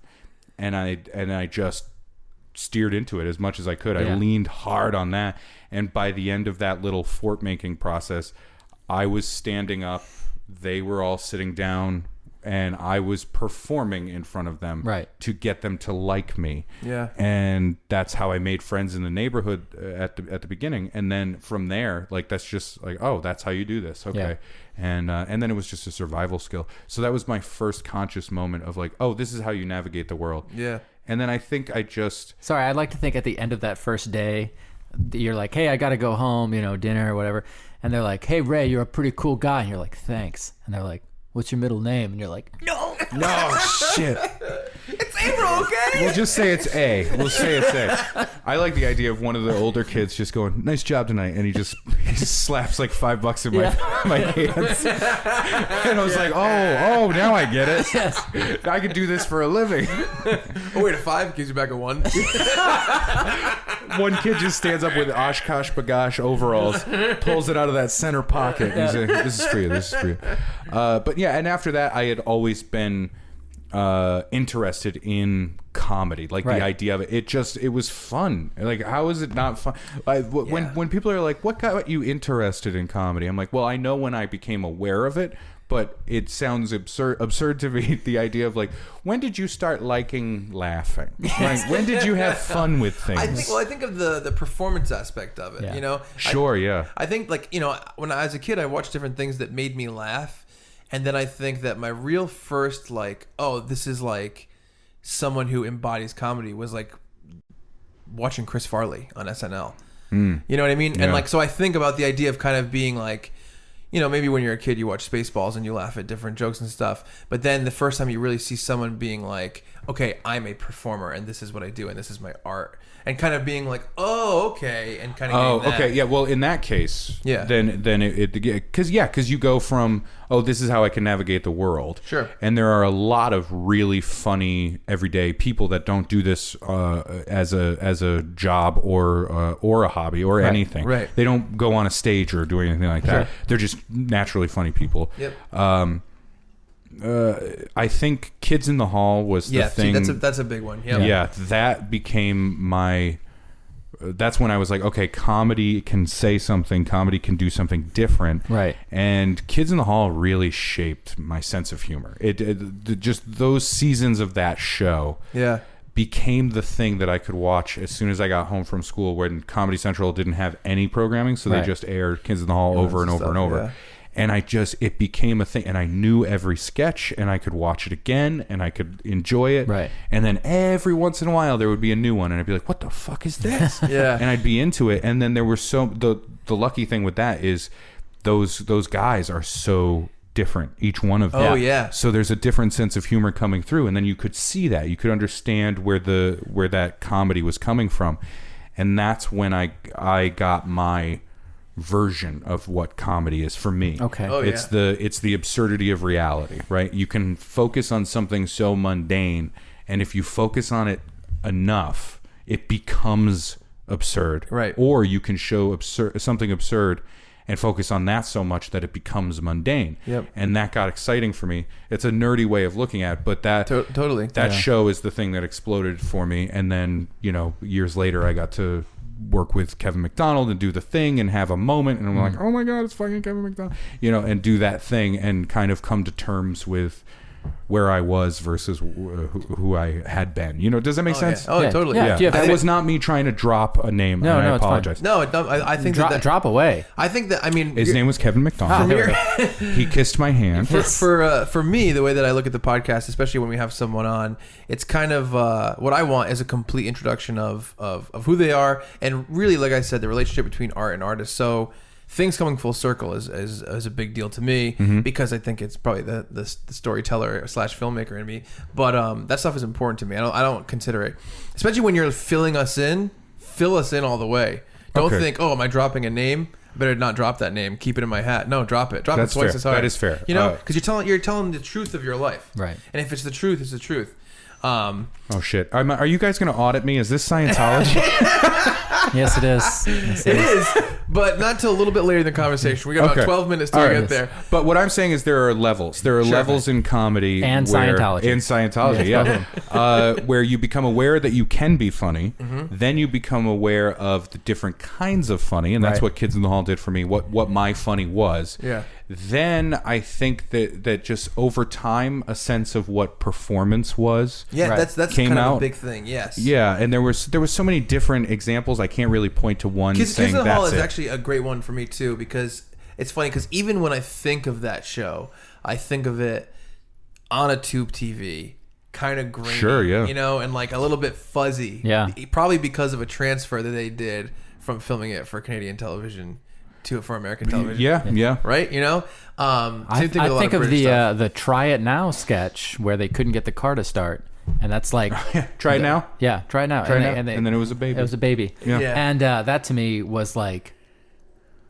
Oh, like... And it was me your staring vein right there. Now, my introduction to comedy was also like I came home from school, I'd turn on Comedy Central, and it was the British version of Who's Line. And that's what I watched ad nauseum. See, my mom had audio CDs of Monty Python sketches that she would play. Wow. That she just liked a lot, and so that was around the same time as Kids in the Hall. But I think Kids in the Hall was a little bit more accessible to me. There's something about Monty Python that will always come off as elegant. That's hard to reach, I think. I think there's an academic sensibility to it. Yeah, I know. Rightfully so. That's where they developed. Absolutely. Yeah. But I was a kid. I was probably 12 when I read Graham Chapman's autobiography because I was so into Monty Python. Nice. But it always felt different, and Kids in the Hall was much more accessible to me. See, I also... My dad had audio tapes of old, like, radio comedies, like Burns and Allen, and... Interesting. I don't know anything about that stuff. Yeah, and...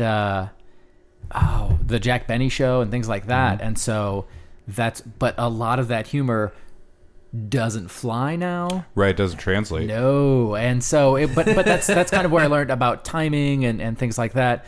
But like, you know, my dad is 70 years old now, and like he can listen to Who's on First and still like laugh as much. It's still hysterical to him. Yeah. And you know, it's a pretty perfectly written bit, but like he's still like knee slapping, and he's heard it many times. 1,000 times. Yes. I have a question. Why did you move to Vermont? Maine. Sorry. I keep thinking Vermont. I just went to Vermont. Maybe that's why. What am I, the hat on New Hampshire? You know why I think of What them am I, a cheddar lover? I think of them both as being like the home of maple syrup. Is that correct? Yeah, there's maple syrup in Maine. I think there is. Yeah. I wanted to I'm telling you, there is. There might be. Let's just back off of that. All right, sorry, Maine.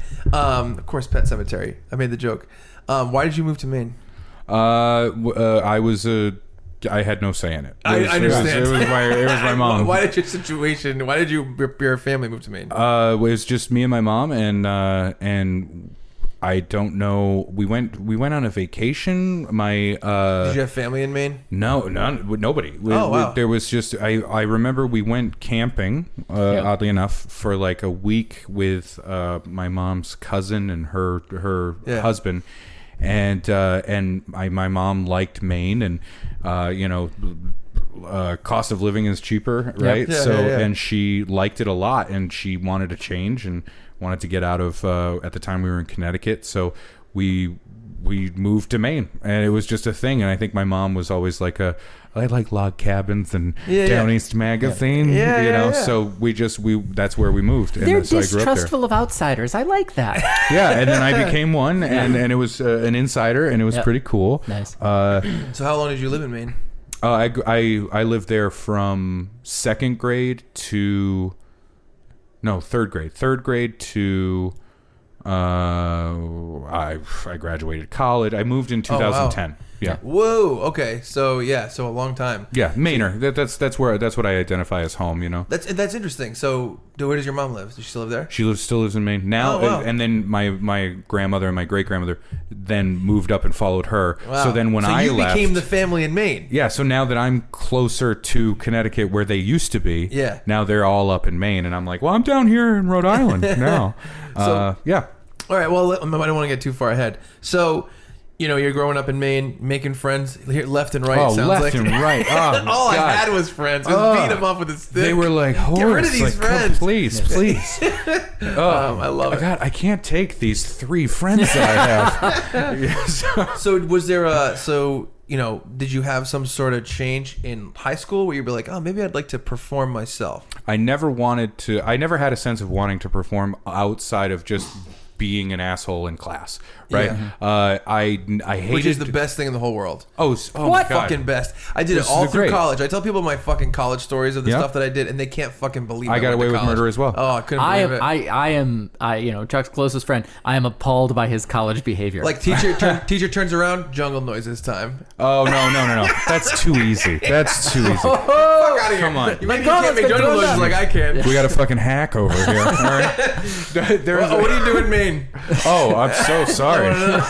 Wow, you go for the one weakness, You're like, I'm not hacking. You're from up in the top. You're at the top of the whole Jungle city. noises is solid. Go ahead. What do you got? No, it just like when I was in high school, it just became a whole. I had a problem with authority. They immediately. yeah. I was. Fuck authority. I was a tall kid, and they put expectation on me that shouldn't have been there anyway. No way. And could you then- get that down from the top shelf? Fuck off, teach. Well, no, I think I got a lot of that stupid shit of like. They were looking at like a 7th grader thinking I can emotionally handle things of an adult. Right, just you know what I mean? because- Like, hey, Oh, I'm in 'cause you 7th look grade. tall. Shit's crazy. Yeah. You know what I mean? I don't even know what I'm doing. I want to rip my own body off, but also have sex with it. Right. Yeah, You know what I right. mean? Like, who knows what's happening? Yeah. And I was a big kid, Yeah. so I would get picked on, and then I would have defense mechanism stuff happening with comedy. So it became I'm going to act out in class. I had a problem with authority. Yeah. I was so bored in classes, and I would just get to a point where I'm like, I'm done with my work. I'm gonna fuck around and get kicked out of class. Eventually, I actually got expelled for a little while in 7th grade. Why'd you Wow. get expelled? Because I got sent to the office too much. Oh, okay. So it's pretty- just that's pretty thin. death of a thousand cuts. Yeah, the one moment I had a really I shitty just found principal. out my mom called a nun fucking ugly in school.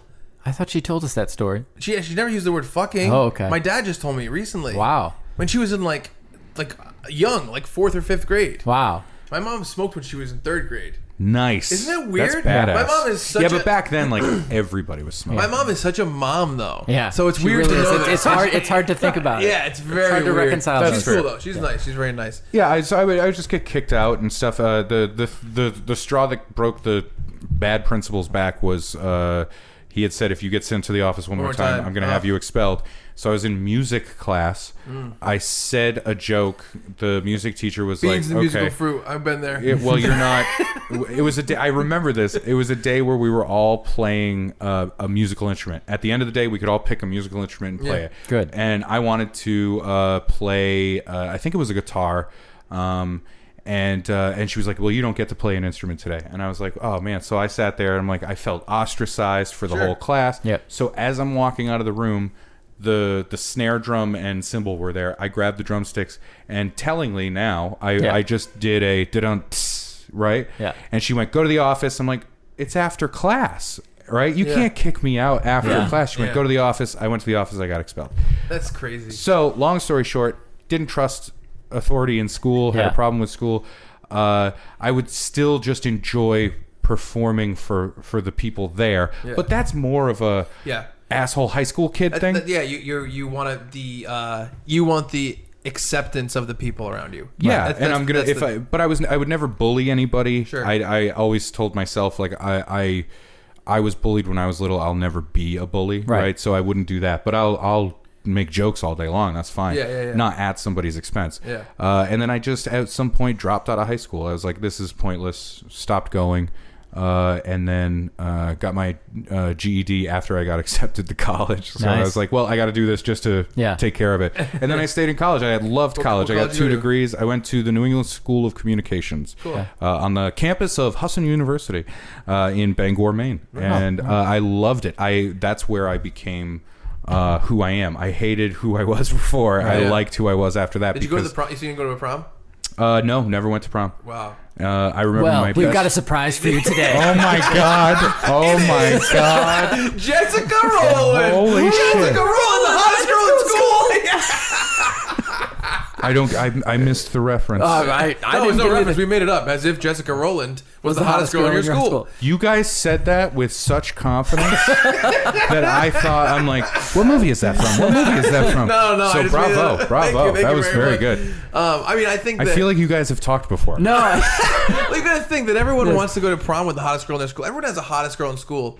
Maybe, my hottest girl in school, I probably didn't feel that way until almost I don't like that you said my hottest girl in school. Like it was an ownership. Well, there's no possession there. Okay, listen. My high school. Am I owning the high school? No. Okay, the end. That's it. Okay. It's the same. Or you could have said the hottest girl in my high school. I don't own the high school, Ray. Yeah, but you said my hottest girl. Yeah, but is it the girl that you thought was the hottest? What about my prom date? About my wife? You don't own your wife? Well, kind of. If we want to, where'd you get married? How far back do you want to go? But like everyone, I probably didn't. But no, that is my wife. The same way I am her husband. All right, well then I was the funniest. My hottest girl in school. I'm her funniest guy in school. Possessive argument right now.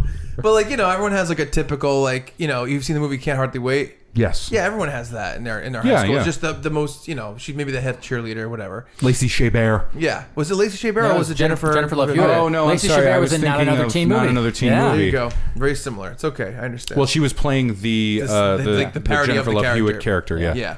I apologize. So no prom. That's so interesting. Do you ever feel like you missed out on prom? At the time, I was like, oh man, maybe I screwed up. So how long were you not going to school for during that time? I didn't go to school for I think 2 years. Did you work? I was working at the time, yeah. What'd you do? And I was just retail. It was garbage. And I worked at GameStop and Movie Stop as a manager. Yeah, I was doing retail as like an assistant manager. I'm sorry. And same thing. And and then as soon as I went to college, I was like, oh, this is what I want to do. Yeah. High school's bullshit. College is like a thing, and it was a good time. And like it was funny. Like I went into that kind of wanting to prove that high school was ridiculous. Right. So like my first semester was like, boom, Dean's List, let's do this thing. And then I eased into it and I had fun. And after that, that's when I started to realize comedy as performance, right? That's when I started to see. What was the turn? Oh boy, that's tough. Kids in the Hall gave me the sense of what comedy was. I think. And so you're also growing during this time. So you're seeing movies where you're appreciating comedy actors and seeing television. You know what? That's a great example. I'm glad you said that, because there was a year, like a really shitty year, where I was stuck in Biddeford, Maine. It's a shithole. Don't go there. Honestly, like it sounds like one. Yeah, like, doesn't it? If you were like, think of a fictional town name that you think would not be a pleasant place to live. That's it. Yeah, that's Biddeford. it. Want to hear the weirdest thing?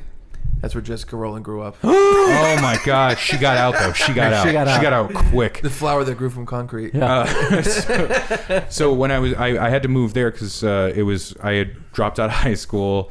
My mom moved up to that town, so my friends were still in the other town. Yeah.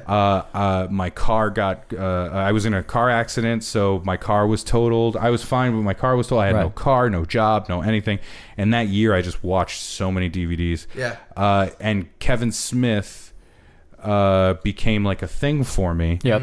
And Clerks was the first time I realized what a director was, and that normal people could try to make a movie, right? Yep. That was the moment. And that was the first time I could see performances. That was the first time I knew instinctively, and I knew in rough terms, like, that's an actor. They're acting. That's not a real person. But it was the first time I saw, because Clerks it's not perfect. It's flawed. It's got its things. But that's part of its charm. It was the first time I was like, oh, That's just a guy who remembered lines and is trying to make his face look like it would look when it needs to be sad. Right? Yeah. That was the moment. So I guess performance came through that. Comedy performance, I don't know. I had no interest in doing stand-up, and then my first semester in college, my friends, we all went. There was an open mic night at the school. See, this is what I'm quarterly. looking for. This is what I'm digging for. Oh, sorry. Okay. No, perfect. No, You got no. it. No, it's great. All right. Sorry. So it was the first open mic of the whole year. Yeah. All right. Everybody's into it. Jessica Rowland's there. Jessica Rowland. Check this out. Jessica Rowland's there. Just broke up with Tad. Wow. Okay. I thought they were going to go the distance. I really thought. Can I say? I knew. I knew. I knew. But you know what? Tad's not a bad guy. Yeah. So It's not black and white, Brad. It's not a movie, okay? yeah, he's a decent guy. Yeah, he maybe was involved with the manslaughter thing, but that's because he was drinking. Drunk Tad is a whole different story. Yeah. No, so it was the first open mic at the college, and at that time, that open mic was like really the thing that everybody liked to do at the school. So it was like, everybody went to the thing, and everything happened. Music. Yep. You know, if somebody's gonna break dance, it's gonna happen at that. See, Right. this moment always happens to somebody, and usually what happens is during high school, there's some normalized performance. Oh, like the talent show kind of thing, yeah. Or Mr. Mount Hope, or Mr. Whatever it is. Battle of the Bands. Battle of the Bands, whatever. And something is normalized within the community of the school, which is what happened to you. And the person who is going to get the calling says, yeah, I'll participate in this normal thing. And that's where it changes them. Yeah. I got signed. My friends convinced me to sign up. They did it for me. Yeah. And then I went up and I was going to do stand-up. I think I did maybe like, geez, at the time it felt like forever. It must have been like 4 minutes, 5 minutes. Yeah. And it was nothing good. I thought of something beforehand about the weather, not before the thing. Okay. But when they said, hey, we're going to sign you up right now, Yeah. I was like, what's a funny thing I can say here? You know, Clouds. yeah, so I was just like, oh yeah, the thing, yeah, sure. And I just remembered my first joke I ever told. let's hear it. Yeah. It's not Historic so moment. much like set up punchline, but I said it's the weather up here is weird because it's been super hot during the day and freezing cold at night every day we've been up here. This was like the first week of the school year. Right. And I was like, it's super hot during the day, freezing cold at night, and my balls are like screaming at me, like, make up your mind. And that was the joke. That's it. It's not good. I like it's it. not good. I think it for your first time up there, It A was, plus. and for thinking of it about 30 seconds beforehand. Yeah. Good. So I went up there. I did that. I talked about something. It was just If you kind get some college townies that are going up for an open mic night, that's a great joke. so Know your audience. yeah. So I did some I got other balls stuff. too. I don't even remember what the rest of the Jessica, shit was. Oh no. No, I looked over and Jessica was looking and she had her hands kind of held together up by her chest and like just Yes. under her chin. Yes. And she looked so proud. the open mic night became your prom. Yeah. And so Lady Do you ever in worry when you red. do stuff like this kind of banter that people get lost and they think that you're being honest and they're not paying attention? I wonder about something like No, that. no, I'm fine. No, I know. I'm just saying, like in general. Do you No, ever because like? that's me too. I do the same thing Yeah, to the yeah. point where I feel bad. I feel like I'm derailing. That's what I mean. That's yeah. what I mean. Yeah. No, you're good. Don't I worry love about it. it. Good. So at that point, I said some other funny shit. I don't know. It got cheap laughs. I'm sure I probably did a street joke or something like Sure. that. Yeah. And it was more like, oh, can you believe he said that thing? Whatever it was. And I did well. And then for whatever reason, that open mic, they would do first, second, third. They would. Oh, so it's a contest. People would win. Yeah. So it was a battle of the. Yeah. It's like a comics. talent showy kind of thing. And I tied for second, right? And I was just like, oh, cool. Yeah. And then I get a free coffee at the student union. look, I got this travel mug. Yes. I live on campus.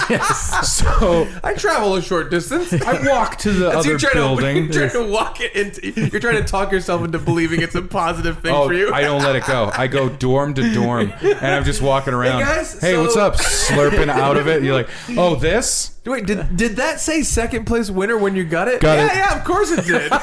Hey, you And it guys. looks like it's your That handwriting. ink seems wet. Boy, cold day today, huh? Glad I got this coffee. I'm like trying to get them to ask. Glad I got this coffee. You lean on your balls, make up your mind. What's that? Oh, this? It's a travel mug. allows me to bring hot beverages to different places without losing its that's one temperature. of my testicles. That's a speech bubble. It says, make up your mind. Yeah. You don't remember? You weren't there? I did write tied for second. Man, you didn't need to write tied, man. Just own it. Own second. Yeah. All right, you got a good point. Shit. Do you have any nail polish remover? No, just a pencil eraser. You're erasing the mug. I carved it in with a pen knife. This is a strong eraser. So then... You just scrape around the whole circle. Yeah. You know what? I'm going to take a whole layer up. Yeah. So my friends were like, oh, that's very funny and stuff. And I enjoyed being funny with my friends, but that was just like a personal fun thing to do. Right. And then the next open mic was coming around, right? And I was like, this is great. And all my friends were involved with the open mic because we played guitar at that point. Like at this point, I'm making my new college friends. Right. So now we're fucking blood brothers at this point, right? And we all played music. Hey, Mom, it's the first day of college. Yeah. Guess what? I'm going to go make friends. Sorry. I'm going to go make friends. You're not going to believe who's here. So I prepared, right? And we all played music. We all did that stuff. So everybody's there. It's the second one. I have some songs that I've written that I'm going to do on the guitar afterwards and all that shit. And I'm super pumped and ready to go. You're like, I'm gonna win. I'm gonna win first place for comedy, second place for guitar, third place for breakdancing. Yeah. Fourth for charm. Yes. And I prepared. I wrote material. Stuff I thought was material. It was not material. It was just like, I vaguely remember saying this and people laughed. Right. Oh, you know what I should do? Spend probably like 3 minutes explaining the backstory of why my friends laughed at that. The classic mistake. I went up. I bombed. Like, I think I did 2 minutes. The last thing I said was, you guys were supposed to laugh at that. Right? And then I just walked off the thing. And I was humiliated. And that's when I was really truly hooked on comedy, where I was like, I will fucking figure you out. So I didn't want to do stand-up anymore. I didn't want to do stand-up. I was scared off of it. But then my buddy Jello and I, college. It's college. Yeah. Oh, you know him? His real name is Michael, but everybody called him Jello. Is there a good story? I think his first day, he had a Jello snack pack. Oh wait, hold on. This is from his second show. But no spoon. Yeah. So he was going dorm to dorm on the first day of college, asking people for a spoon for a snack pack for Jello. Yeah. Of course, his nickname became Jello. Yeah. It's like, how does he not get that at the first room? Oh, of course. Yeah. That's a good question. No, that's a good tip. Listener, if you are if you want to create a nickname? If you want to create a nickname and you're going to college for the first time, all you got to do is get a fucking Jello snack pack, and you will become Jello for the rest of the time, and be grateful that it wasn't a pudding cup. Yeah. Then you become pudding. Yeah, that's much worse. So we started playing. We just started fucking around when we were playing acoustic guitar together, and then funny songs happened. Right. Then we brought that to the thing. And people really liked it. And I was like, oh, cool. Yep. And I cheated. I got to spend three or 4 years performing in front of people, making them laugh. Right. Without really doing stand-up. By the end of our thing, the banter between the songs got longer and longer and longer. And I was able to do, and I was coming up with more complicated back and forths, and then by the end, like, I'm just filling the time, And then Jello had a gig with his other band that he had to go do. We were booked for a thing. I was like, well, I can play and sing at the same time for half of the songs, right? So I have the other half of time to fill, right? And that's when I started doing stand-up. That's so interesting. And that's the whole story. Yeah. That's the whole story. That's not the whole story. You want to talk about band? I was molested on an Amtrak train when I was 7. Her name was Carol. She was 42. Carol Rowland. Oh, no. She called me. You're Jessica, by the way. Oh, no. I'm not going to keep going with this. We fast forward. You find out you're Jessica. That's what this ends. I find out I was Jessica the whole time? Yeah. Pretty complicated. Wow. You thought that you took your sister to prom. No. It was just me alone. Yeah. Just you. Everybody else in the school was like, why is he fucking crying? And we never heard of this Jessica Rowland he keeps talking about. So you it's like Fight Club. You graduate college, and this, it's really interesting that you have this outlet during college that's kind of built in. So it's lucky. so built in, right? Like when my son gets older and he's like, should I go to college? Should I not go to college?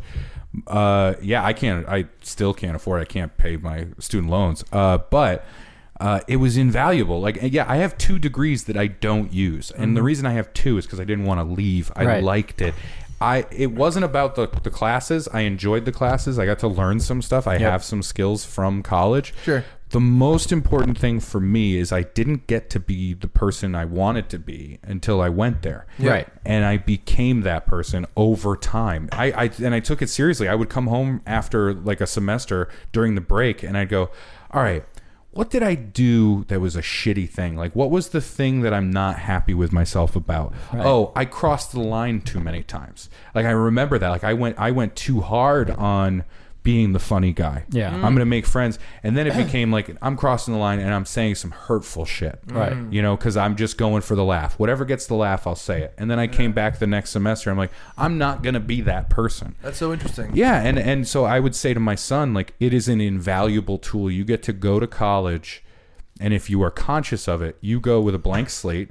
You can decide who the fuck you're gonna be, in a real way. Right. It's oh yeah. Absolutely. You can't do it afterwards. You can't just like, you can't like burn your social security card and just go, no, that's not me anymore. Yeah, right. I'm Jason Rowland. You know what I mean? Like, right. You can't do that. Yeah, no. College was the chance for me, and it gave me the outlet. It showed kind of like I was a fucked up depressed person before I went to college, and then I became somebody who was like, oh, I feel worth. This is good. I like the people I'm with, and then I discovered, comedy and performance and doing that stuff.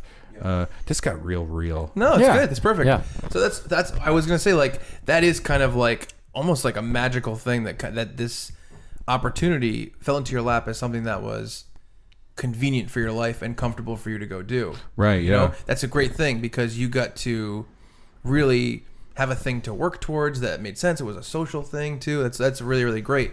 So you graduated, when do you think? 2010. 2010 you graduated. I stayed in college for 7 years because Me and you. Well, 7 years here too. Got just as many 4 degrees. 4 and 2, 6 years. What's that? 4 and 2. How many degrees? I only got 1 degree, but it's That's okay. fine. I did 4 and 2. There was a year off in between where I was working and doing different stuff. Sure. But then I went back to college, first and foremost, to hide from student loans. Because I was nice. like, if I'm enrolled, you can't ask me. Yeah. I'm in the safe zone. Come get me now. You can't ask me. It's funny. Yeah, you're not even mad that they're demanding it. You just don't even want to deal with the question. Yeah, I didn't even live on campus anymore. The last 2 years, I had met my wife. We were living in an apartment together, and it was right down the road from the college. But I'm like, I like college life. This is fine. Yeah. And then I would just take a few classes, and I would go, and I would just suck off the teat of the college lifestyle. Right. Yeah. And then in 2010, I got my next degree, and I was also like, I can't keep fucking doing this. This is not good. Yeah. But I had a degree in marketing, communications, and I had a degree in radio broadcasting. Right. Those are all things that are pretty good, like for what you want to do. For what I'm doing, sure. I think so too. Yeah. But it was 2010. Yeah. During the just the new crash. Yeah. Right. And there was no work, and friends that were graduating or had graduated the year before or the year before that, they were out there not finding anything. Right. And I remember my friend Matt got to the point where he was on the local news in the town that he had moved to, I think in North Carolina. He had gotten to the point where he had his resume and a sign, and he was out in front of the business district in Raleigh, and he was doing a whole bit because he was trying to get a fucking job. Take my resume. Yeah. That's what it was. Just take my resume. And I remember saying to my wife, because she got a job offer, we were married, and she got a job offer in Worcester, Massachusetts, because she worked for the city. Right. And it was, I'm doing stand-up now. I like doing stand-up. I have my basically part-time job. It's full-time work, but I put in part-time hours because it's a marketing thing that I just set up, and I was able to just get the money. Right. It was a fun job, and I could have coasted on that forever. Right. And kept going with comedy, but we were moving, and I was like, well, I can take this year and try and find a job during this crazy, insane time where marketing is the first thing to go, and radio is going away entirely, or I can take that year and try to give it a go with stand-up and like put my time in. Well, I actually want to ask you about the transition from having a place to bring this stuff and being like, oh, we're writing for this and getting ready for this, and then kind of being forced to branch out on your own. How did that? I want to know about that transition for you. Yeah. So I at the time I was just, it's a keep getting up kind of deal, right? And I was there was. What was one... the first time that you were like, you know what, I'm gonna try to like book a show somewhere specifically? Oh well, that was college. We were doing travesty and training. That was the acoustic comedy duo. Did you just kind of like? Did you pick the first place you contacted? It was the college. Oh, really? It was at the college. Oh, that's cool. So we were performing at that open mic thing all the time. Right. Yeah. And it became a thing where like more people were coming out because it was one that we were doing, right? Yeah, right. And then there was a radio event, and they asked us to play on the radio event, so we did that. Right. And that was fun. And then we did it the next year, and then we wanted to put together some songs. Right. And so we were like, hey, we know there's no open mic tonight. Can we just have the theater? Can we just have it, and we can record here? And the place was packed. It was like standing room only, and it was that kind of thing. Then it developed to now I'm talking to student activities and getting booked and doing the thing. But so yeah, the college even showed me the track of how you do that. Even more ways. Yeah. That's great. Yeah, and then no comedy club wants to book an acoustic comedy duo. So after that, I was doing stand up, but I had met other stand ups at the bars that we were doing shows at, right? Sure. And so one guy, Ryan Waning, kind of took me under his wing when I started to do more stand-up. And when I told him, I'm like, I think I'm ready to do just stand-up without the guitar, he was like, yes, all right, I've been waiting for you to fucking tell me that. Yeah. And so it was a process. Yeah. But at that time, I was doing regular paid shows. I look back at it now, I'm like, Jesus, what were you doing? You know what I mean? Like, it was not good comedy, but that's, I think you're supposed to feel that way. So that year it was like, let's try this. And my wife was super supportive. I never would have been able to do it without her. And that first year went by, and it went from I had no money. A couple of times I had to borrow gas money from my wife, and it was humiliating, to all of a sudden at the end of that year, I made enough inroads in that area. And then we moved to Rhode Island because my wife got another job, and we didn't really care for where we were.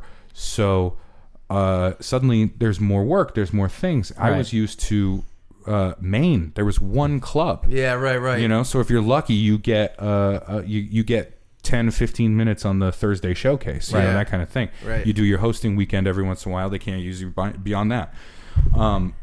So then I started working more.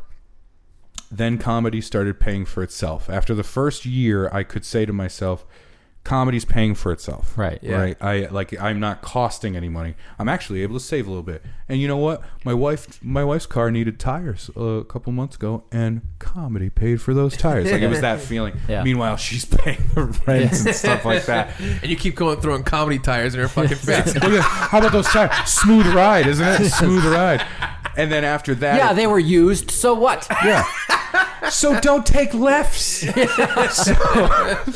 So after that, each year it just, I was able to make a little more money, a little more inroads with things. I was lucky that in the first year or two of moving, some things kind of came together. I recognized that my track in stand-up was a lot faster than I would have expected, and I think a lot of people what the norm is. Yeah, right. Within 3 or 4 years, I think 4 years in is when I met Dan Schlissel with Stand Up Records and recorded the album.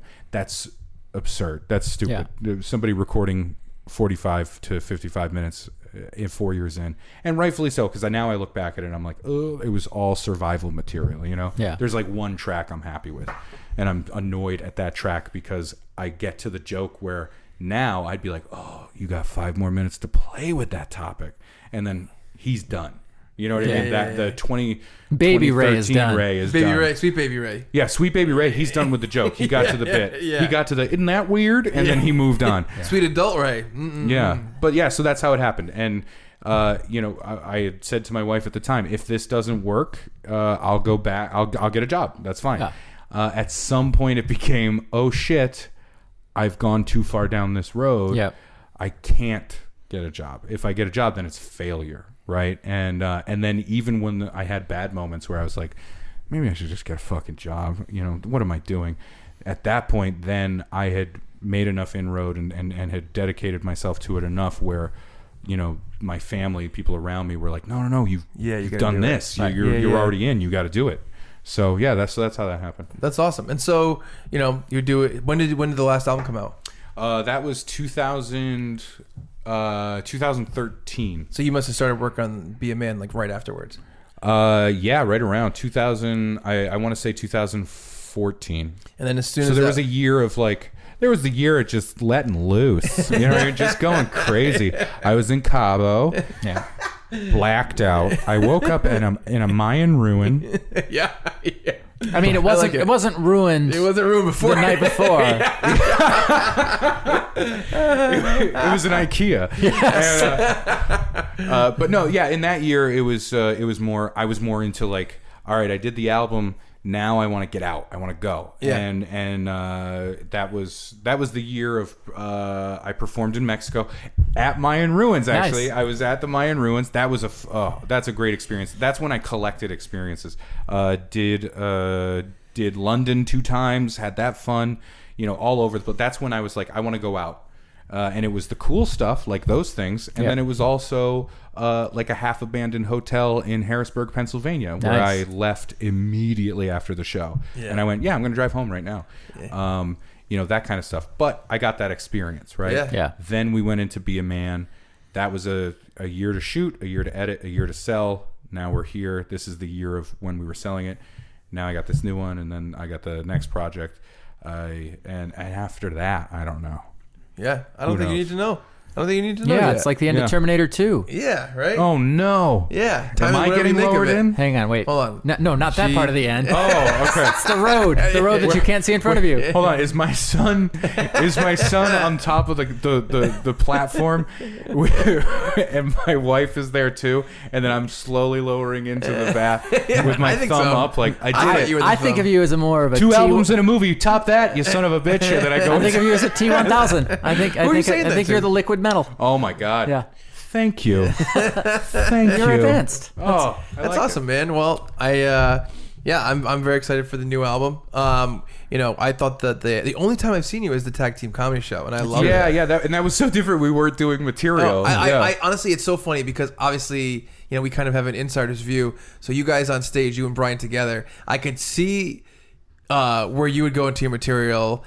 Which was mostly your material, mostly not Brian's material, and where you were going back and forth. It was hilarious. Oh, it was so funny. Because with everyone on, like the struggle of figuring it out was a part of the show for me. I loved it. And Brian is a very close friend of mine, and I know him very well, and he knows me very well, and he likes to point out my flaws. Oh, I wonder what it's like to have a friend like that. So before we went on stage, we talked about maybe what we could do. Yeah. But then I was like, so what do you want to do? And he just kept coming back to like, I think it would be better if you introduced the night. And bear in mind, Brian called me and asked me if I wanted to do this thing. This was his show that he put on. Yeah. And he was like, I think it would be better if you introduced the night. And I think it would be better if I just kind of hang back. And fuck with you. And I was just like, okay. Oh, then he nailed it. And stupidly I went along with it. But unfortunately, I think it was really fun. I thought it was very fun. Yeah, it's just it is weird to be in that moment. It's weird because I know that like when you're in it and you want to like really do well and you want to be like, oh, you know, I want to go up there. I want to do my stuff that I like, and I want to do the stuff that I want to try, and I want to figure stuff out. This is a curveball to that. Yeah. And it's almost just like it's more of like a test and a moment. But as a fun moment, I think it was very fun. Yeah. But I can't use my normal bag of tricks. I know, exactly. Because That's my normal fun. bag of tricks to deal with another person Yeah. is totally... It's like a magician trying to do a fucking card trick on another magician. Right. Yeah. He already knows I just stacked the deck. Right. You know what I mean? Right, exactly. So I can't do that Exactly. trick. And I thought that was so fun to watch. Oh man, I thought it was very fun. you set him up to do some of his material and he just ignored it. Yeah. You're like, loved it. oh, do you have a kid in a turtle costume? And he's like, just eating a Reese's egg. Oh, Yeah, I loved yeah. it. I loved And, it. I thought that was great. Oh, beautiful. It was funny because going into that, me and Brad were practicing, and like, And by the way, your set was the set of the night. That was so much fun. thank you very much, man. Yeah. I really appreciate that. I'm happy about And that. I'm only saying that because I'm on the podcast. But We'll take it. We'll take no, it. genuinely, that was really, really great. That was so much fun. And you were talking about the pranks that you've done in the past, and I can so see where that goes. And that's a lot of fun. I thank you very much, man. I really appreciate that because when we do our I sets, thought like, Brad was actually better. well, So, I mean, and you he know, didn't. So did I. each his own. So did I. Okay, sorry. But when we do our set, we really run through things a lot, and like, you know, we're not, you know, we're still very much beginners in terms of even the amount of shows we've done over the course of the past year and a half of doing it. And so we haven't really gotten to that much improvisational stuff or really playing with topics. That's that fine. much. You're not supposed to. I think so, You too. know what I mean? Like, too many people think that they should dive into that. Okay. This I'm is. with you. I just want to say this because it's a thing that what's the word I'm gonna fall asleep. Mythos. Right now. Mythos.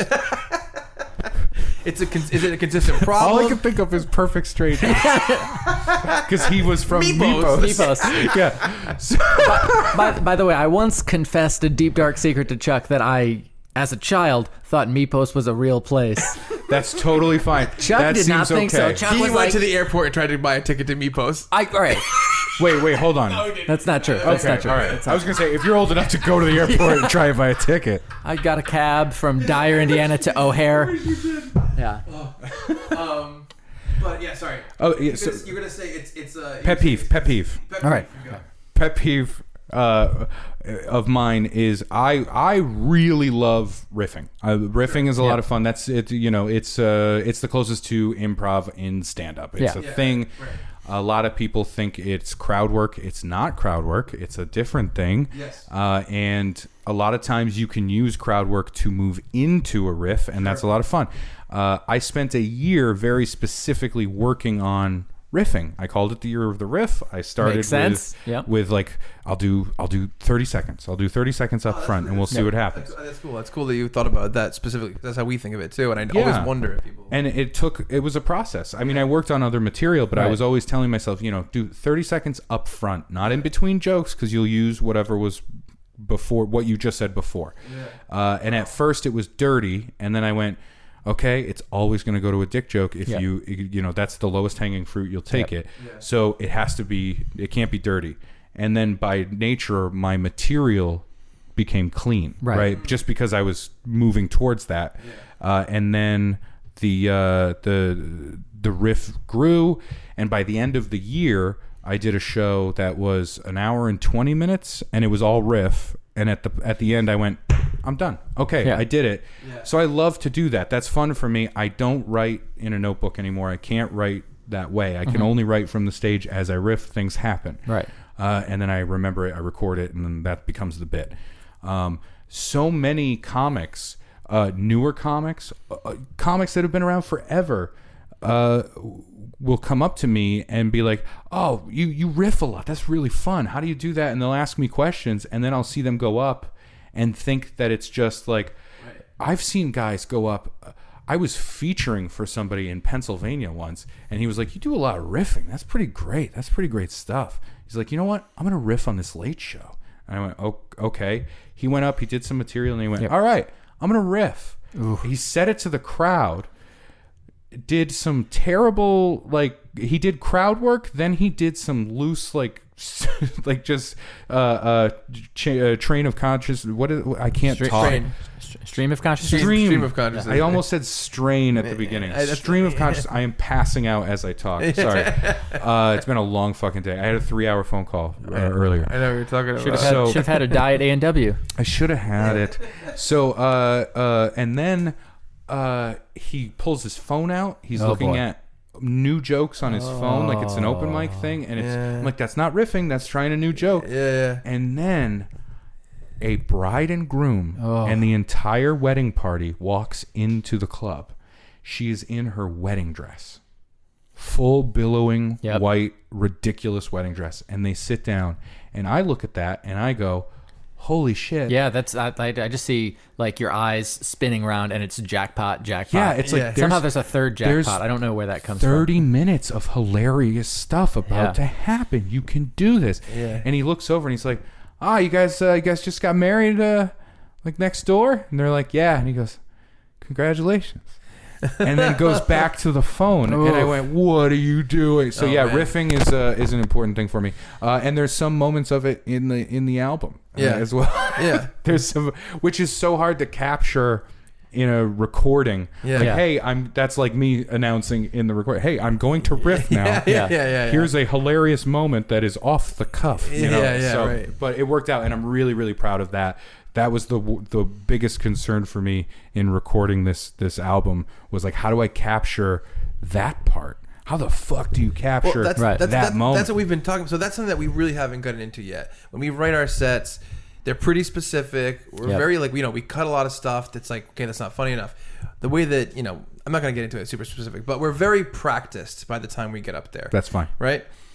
But for this tag team show, we're like, what do we do? And like, I'm like, we're not. It's if we write a set together, we're doing a sketch. So that's not what we're gonna do. Yeah. I'm like, I don't really want to do, 2 minutes of my stuff, a couple minutes of your stuff, and just go back and forth. What should we do? And we had this thing up our sleeve, the postcards. And Brad's like, there's a couple funny stories about when we first met. I think that's a good way to intro it and get there and make the crowd kind of feel comfortable with our relationship. And I was like, yeah, okay. And then I was just like, are you sure we can be this loose? Are you sure we can just kind of be this loose and it's gonna be cool? And we got to the show, and everyone kind of had their own take on exactly what percentage to go. And I was happy with how loose we went, and I think it worked out really well. No, it did. It was the highlight. Yeah. Thank you. I think that we kind of got. I wouldn't say cheat, but we got to cheat a little bit because the postcards exist. They already exist. Yeah, it's a pre-written thing without parts. being pre-written. Right. Exactly. Yeah. So everything kind of presenting it was there. It's weird. I didn't even put it together until now.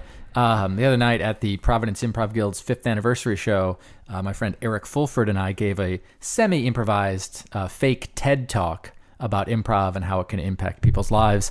And it's kind of the same thing where it was very loose. We knew we were going to hit certain beats at certain times. Yeah. But other than that, it was, kind of wide open, and it was significantly easier than I thought it would be because it's almost the same experience as the tag team comedy show. Yeah. As long as you have those little connective that connective tissue that's already established and ready to go. Yeah. It's those little moments in between that you can pop up, have some fun, pop back down. And I think so much of it is just delivering what you're saying with confidence. That's another part of it. Is I really the way we delivered a lot of the stuff. I really changed up how I was doing it because we practiced it a little bit, just only to make sure that we were going to stay under time. Yep. Really, I was like, we got to time this out. I don't want to be the dick that goes a few minutes over. It worked out really well. I'm happy that it worked out well, and that's like I said, it's something that we haven't really separately worked into our sets at all, but we're getting there. Yeah. And don't feel weird about having your sets be kind of robotic. Not robotic, but you know what I mean.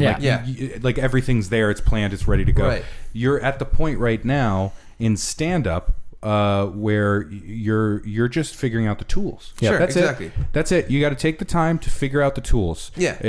Like a sculptor, it doesn't just jump in. Right. With 50 different chisels and know which one is the right one. And I think that's why that material is there. That's a part of it too. Is I think everyone is just different, and that's there's only three. There's only three. 3 types.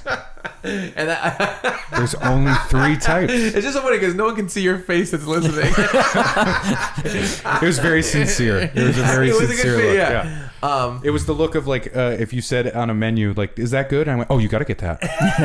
Oh, it's so good. I had that last time. It was very much like that. But yeah, that's a big part of it. Is like we come from such weird backgrounds where like I've been on stage for like 10 years with the band, and like a big part of our stuff was being the funny band, and so everything that came out of my mouth that wasn't a song was me making it up on the spot. Brad comes from improv. Yep. So, we have like a different relationship to what we're going to do. And I think that everyone just has a different ending formula for what they're going to be. Oh, yeah. That's kind of all it is. Yeah. And but some of the fun in the figuring out the formula? time, not just the formula, but figuring out who you are going to be. Exactly. I think at the beginning of the I hit the. You're okay. At the beginning of this podcast, we were talking about age and like how you feel. I'm just now figuring out the tops oh my god, I'm falling asleep. The types of things, the topics that I want to talk about. Sure. The things that have been kind of just sitting in the back of my brain while I make these other jokes. Right. That's been simmering for a while. Now, they call it finding your voice. Right. I think it's more about once you learn the tools. They say it takes 7 years to find your voice in comedy. For everybody, it's going to be different. But I think finding your voice is the wrong term. I think you take 7 years to learn the tools. Right. Yeah. And then once you have the tools, it takes you a little time to figure out what you want to make with them. Right. Sure. Right? Absolutely. That was such a precious way of looking at it. No, That's I think great. it's great. I thought it Okay. was great. I love the stuff like that. I love when things are neatly wrapped up in a package. I love that. Thank you very much. Well, I'm glad you came on the show. September 8th, Go Trump Go, available everywhere. Please, you have no idea how stressed out. I think the title of the album, Overwhelmed, is so appropriate. Yep. I want to just bury myself under fresh fallen leaves There because you it's go. going to be fall. Oh, yeah. I don't want to deal with this. It's been so stressful dealing with like going from getting burnt out doing Be a Man for marketing and all that stuff. Yeah. And I'm just an independent guy. You know what I mean? Like I'm on Stand Up Records and the label's amazing. They're a very I don't know. They have like a punk mentality about the way That's they cool. do Yeah. stuff. They're they're not part of the larger machine and they like it that way. Right. Right. So that's really cool and I'm glad to be a part of it. I've fucked myself because the first album, I don't know how it happened. I don't know why. And I wish I did so I could recreate it. The first album hit number 2 on iTunes when it came out. And I was thrilled. Yeah. Right. I was like, holy shit, this is amazing. And you made a promise to yourself that this one doesn't hit number 1, you're gonna burn your own testicles with a fire poker. I'm Close, yeah. I like to think that Apple sent you a travel mug. Yeah. What's You're this? tied with Kathy Griffin's album at the This? same time. This is my fuck Jim Gaffigan mug. That's what this is. But I have fucked myself so hard because I don't know how it happened. And now, as a comedian, I am supposed to put myself forward as like, don't even worry about it. I don't even care if you buy it. Who gives a shit? I'm just doing my thing. In your heart of hearts. In my heart of hearts, if I don't hit number 1, then I failed because the progression in my comedy, the first album was 3 years, 4 years in. It was survival material, hit number 2. This one I feel so much better about. It's more personal, Right. There's layers peeled back, and if it does, and I have no wiggle room. Like if the first one hit 6, if it was number 6 and this one hit 5, You're I'd be like, cool, oh, right. I did Yeah. it. This one is technically better. So I am racked with has to hit number 1. horrible guilt. Comedy reviews don't really exist anymore. When the first album came out, it was when there were a lot more outlets for reviews and things like that, and they are gone now. So it feels so weird. This is now I'm being you told me your secret. Yeah. And oh, sorry, Chuck, you told me your secret.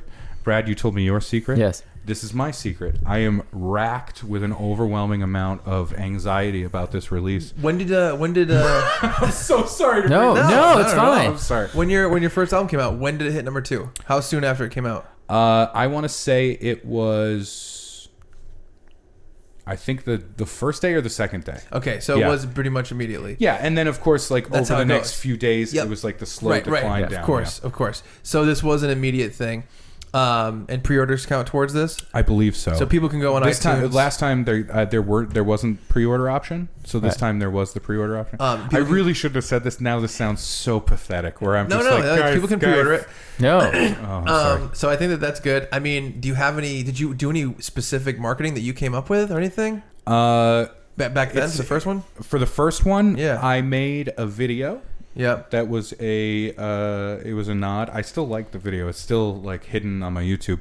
It was just me popping into the camera with like weird thrillery kind of music, uncomfortable music, and I'm like, hey, you guys want to see something? And then I go into the woods and I move some leaves aside, and there's the album, and I'm poking it with a stick, and I was like, March whatever, shh, don't tell anybody. And that was the thing. That's good.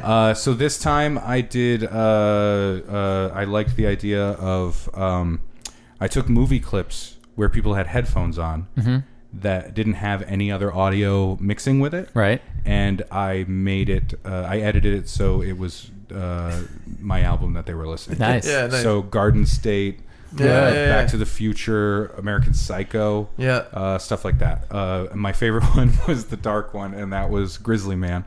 Oh, R.I.P. Yeah, the moment in Grizzly Man when Werner Herzog is listening to the audio of the actual death. Yeah. It stuck in my head because I immediately remembered when he goes, "You should never listen to this ever." Yeah. You know, and so I was like, okay, I'm putting that out there. Yeah. So I kind of did the same thing. That's cool. It's just different. It's weird. I don't want to be that person. You know, be the shill. That's just like a car salesman going, you should buy my album. Hey, you should buy my album. You know, I don't want it to be that thing. Yeah. It's weird. That's why I struggle with selling stuff after shows. I do it. Yeah. And, people buy it and it's awesome.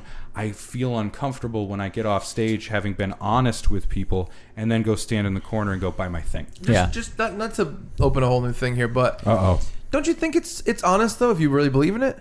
Yeah, it was a lot easier with Be a Man because I was like very so proud of Be a Man.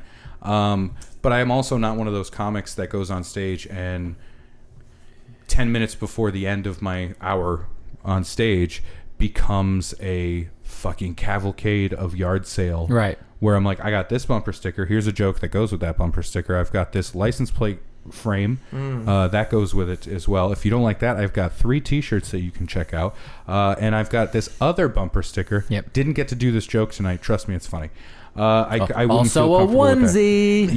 Yeah, and so I was just selling the stuff. I think that that's a little bit different though than releasing something that you believe in and really trying to get that message out to people. It's kind of what I mean. It's a little bit different than selling a t-shirt. Yeah. Oh, I've been honest on Facebook and stuff like that. Good. There's also not a lot I can do before it drops. Right. You shouldn't feel guilty about it. That's all I'm saying. I really think you shouldn't.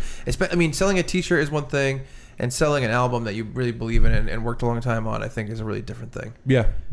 So believe in it and push the fuck out of it, because that's what I would do. Well, thank you very much. I do appreciate and I'll it. help in any way I can. And let me know. I'll try to do some stuff. I've been pulling some crazy shit this summer with my social media. I like times 6 to my Instagram followers this summer. I was listening to the episode that you were talking about. Oh yeah, we were talking about where Chad wrote in and he was like, "How do you guys?" Yeah. That's fun. Yeah, I mean, so I think push it. Plus, it's just it's a thing. I don't know. It's a thing. I get it. I'll help. I'm gonna help push it. I'm gonna help.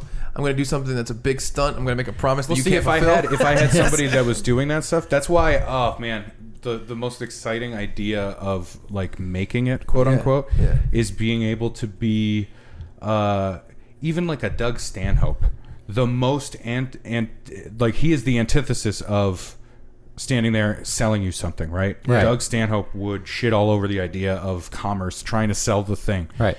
But that's because he has somebody that will stand at the table and sell it. Exactly. And he has somebody dealing with his Facebook and his Twitter and stuff like that. When we shot him for the interview for Be a Man, there was a moment where he like flipped. He turned on. We were just shooting the shit. And he's like, so when are you going to start? I'm like, oh, I've just been recording. We'll just start it up. And he's like, oh, okay, all right. Yeah, tell me about your documentary because it sounds stupid. And you could tell he was like clicking in on the getting into character. Let me give you the fucking angle here, right? Yeah, that's the thing. Mm-hmm. I look forward to the day of just being able to be like, you guys, I love you so much. But my manager, he needs me to go. You know what I mean? Like it's that thing. I'm sorry. No, it's good, man. Thank you.